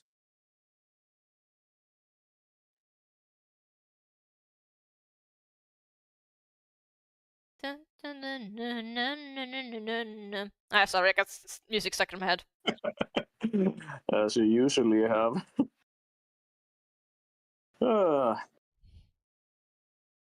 Man, sound design, kind of fun to actually mess around with. One of our assignments was to just record some ambient sound, one for like a sci-fi setting and one for like a fantasy setting. Me and one of my friends, we went to a lake outside of town and recorded some water sounds and stuff. I mean, it was pretty nice. Then the second assignment, we had to record doors. So yeah, we started to look like dorks around the campus, standing by doors with our phones in weird ways to record the sound. It was kind of funny, but I started to learn to do some sound editing. It's actually pretty fun, actually, when you start getting into it. Yeah. A question: what role did you usually have in those gaming development concepts you guys have? Kind of depends on what group I'm in, but sometimes I've been pretty much just a quality insurance guy, pretty much QA. I have been taking surveys and playtesting. Then I pretty much became the level designer for one of my projects. So I was about to say this sounds almost like a game producer, almost. Actually, now I think about it. Yeah, because in one of the bigger projects that I have done, I was what is called product owner. So I was pretty much the lead producer, and my word was pretty much final in some big decisions. But there was one rule, though: if the whole team votes against me, I have to accept it with no complaints. And that happened a few times, though, mostly when we voted what kind of genre we wanted to do, and they wanted to do a racing game, and I was like, fine, we do a racing game. So yeah, that happened. So it's kind of like a lead role in a way, but then again, we still have our. Yeah, I suppose you're not a director. You're more like do other stuff. More like. Yeah, it's mostly keeping contact with the teachers, booking meetings, tutoring sessions, that stuff I have to do. But later on, I also have participated in graphics when it comes to pixel art. Okay. I can do pixel art a bit better than few of the graphics. Question: does this look like more proper boots, or does it look like something else? Because I try to draw so it looks more like more like shoes, less boots, and not like barefoot. Yeah, they don't look barefoot any longer, but Oh, maybe some more detail, like something where you tie the shoes or something. Maybe that could help. As of now, something more could actually help there. Okay. I also just wonder because the kind of challenging part is I try to keep the foot close. Not 100% more closely to what bats really have, because bats don't have normal feet and they're more like monkey feet almost. Yeah. But try to make shoes for what basically is monkey feet is actually kind of hard. Oh yeah. But you cannot have like a zipper over there, or else big thumb quote unquote is blocking the way. Yeah. I haven't been that well myself of doing like boots and stuff for my characters. Many times they've been pretty much barefoot. I have some characters that have boots, but still need to be a bit better at doing just clothing. Maybe can you do this actually? I can you do this? Hold on. Maybe can you do this? I had one friend in one of my former schools that helped me out a bit about how to make clothing and stuff, and also for like the right time era, mostly because I have like a steampunk aesthetic and stuff. Maybe you guys should watch Treasure Planet, I don't know. Pretty much. I mean, I use it as inspiration, to be honest. Yeah, I'm about to say I'm pretty sure this is a pretty decent movie to watch if you want to inspire. But there are some other games too that I use as inspiration when it comes to like that aesthetic for my characters. Because one of my big things I want to do is actually finally get to make a game with my characters. And to be honest, I have some friends that are pretty sold on the idea. So it could happen. It could happen. The question is this good for now, or do I change for later? Actually, Elavi, are you still here? I know you posted a comment earlier. Actually, I wonder if Lavi is still here. Actually, we should give her some feedback, because I try to color like the kind of like the art direction she has on from stream, but I'm not entirely sure, because I know he has a very specific brush that he uses that basically gives the I don't want to say more like black shaded dots or whatever. I don't know how the right word for it, but I don't have a brush, so unfortunately, so I cannot do it for 100% like she does. The clothing that you have on the character kind of reminds me how I was dressed during the medieval week in. But that was Lavi. She basically made the clothes. I just basically colored the bottom half. Yeah. So the sketch of the corner the sketch Lavi made. I mean, minus the zipper, then it will just look like those medieval clothing. Oh shit! I realized I almost forgot the zipper. Oh, I accidentally reminded someone about something. That happens to me a lot, actually. Maybe I just do this. I don't think it's necessary to do the bottom. Maybe like this. There you go.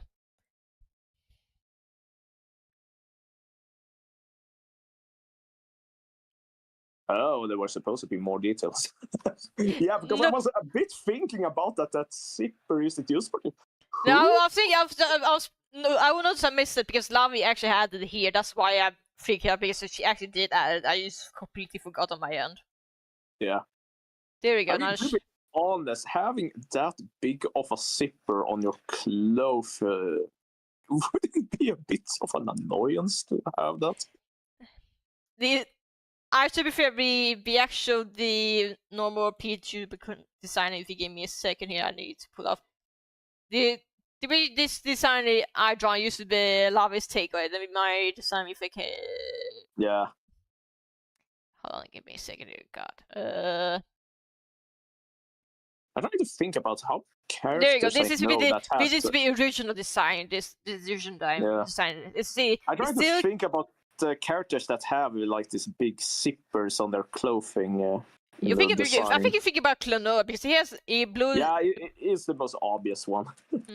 Because they have really big zippers like on his blue clothing and design. Yeah. I think By it's the way, more. I think it's more for to... stylization more than anything. Yeah. By the way, I never got to ask you, why did you choose to have a bat as your character? To be fair, mostly because the background for my BSAs of this stream, I actually drew my background and everything before I did my PG Druber design. I was actually never originally going to make a PG Druber originally, but I decided to do it anyway because I was worried my stream would visually look too bored because I don't have anything animated in the background.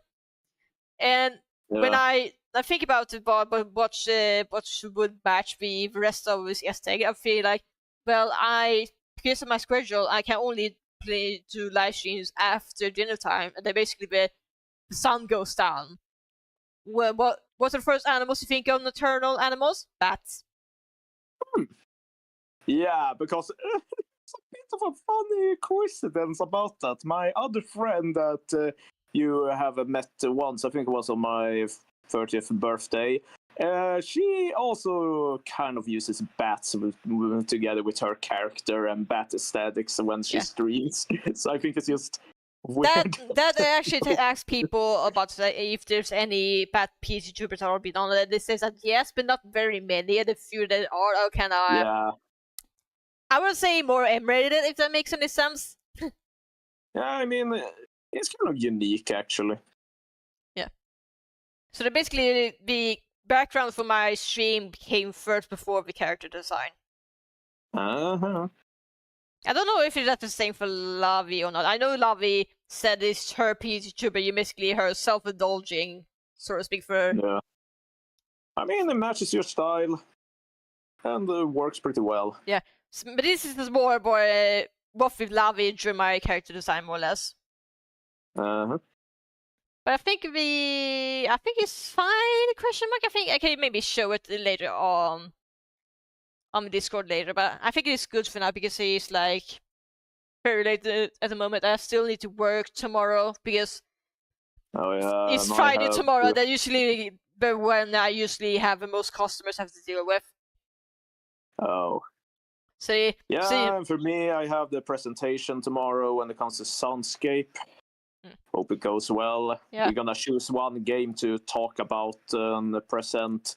I choose on Sea of Thieves. I mean, the game has a pretty interesting sound design, so that's why I chose it. Yeah, I think I'm just gonna call the stream for today because I think it'd be good. Did it good enough for today. I just want to make sure I don't become too tired for tomorrow because Friday is the hardest day for me. I see. Go to intermission. And then I will probably play Kirby Air Riders on Saturday. Hopefully get the quota for the true ending. I tried to look up about Wild of Void is born. From I understood correctly, I could be wrong because of limited information because the game only came so recently. Supposedly, you need to collect every single machine in road trip mode to achieve it, and supposedly that's only possible in New Game Plus.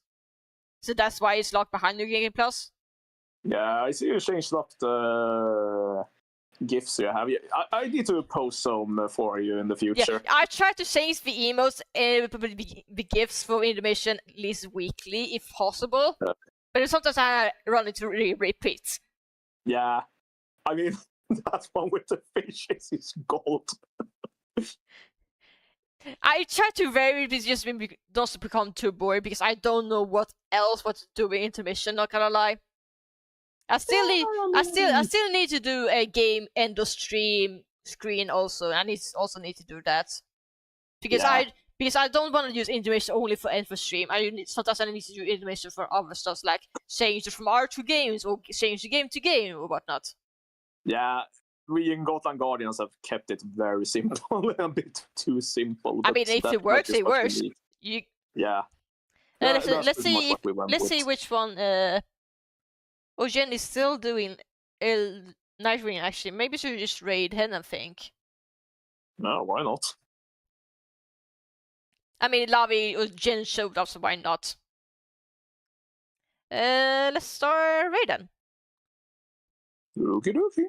I will send you to watch the Nightwing, baby, because I would recommend follow him if you want to, because some of this shit Jin and Lavi does is so goddamn funny.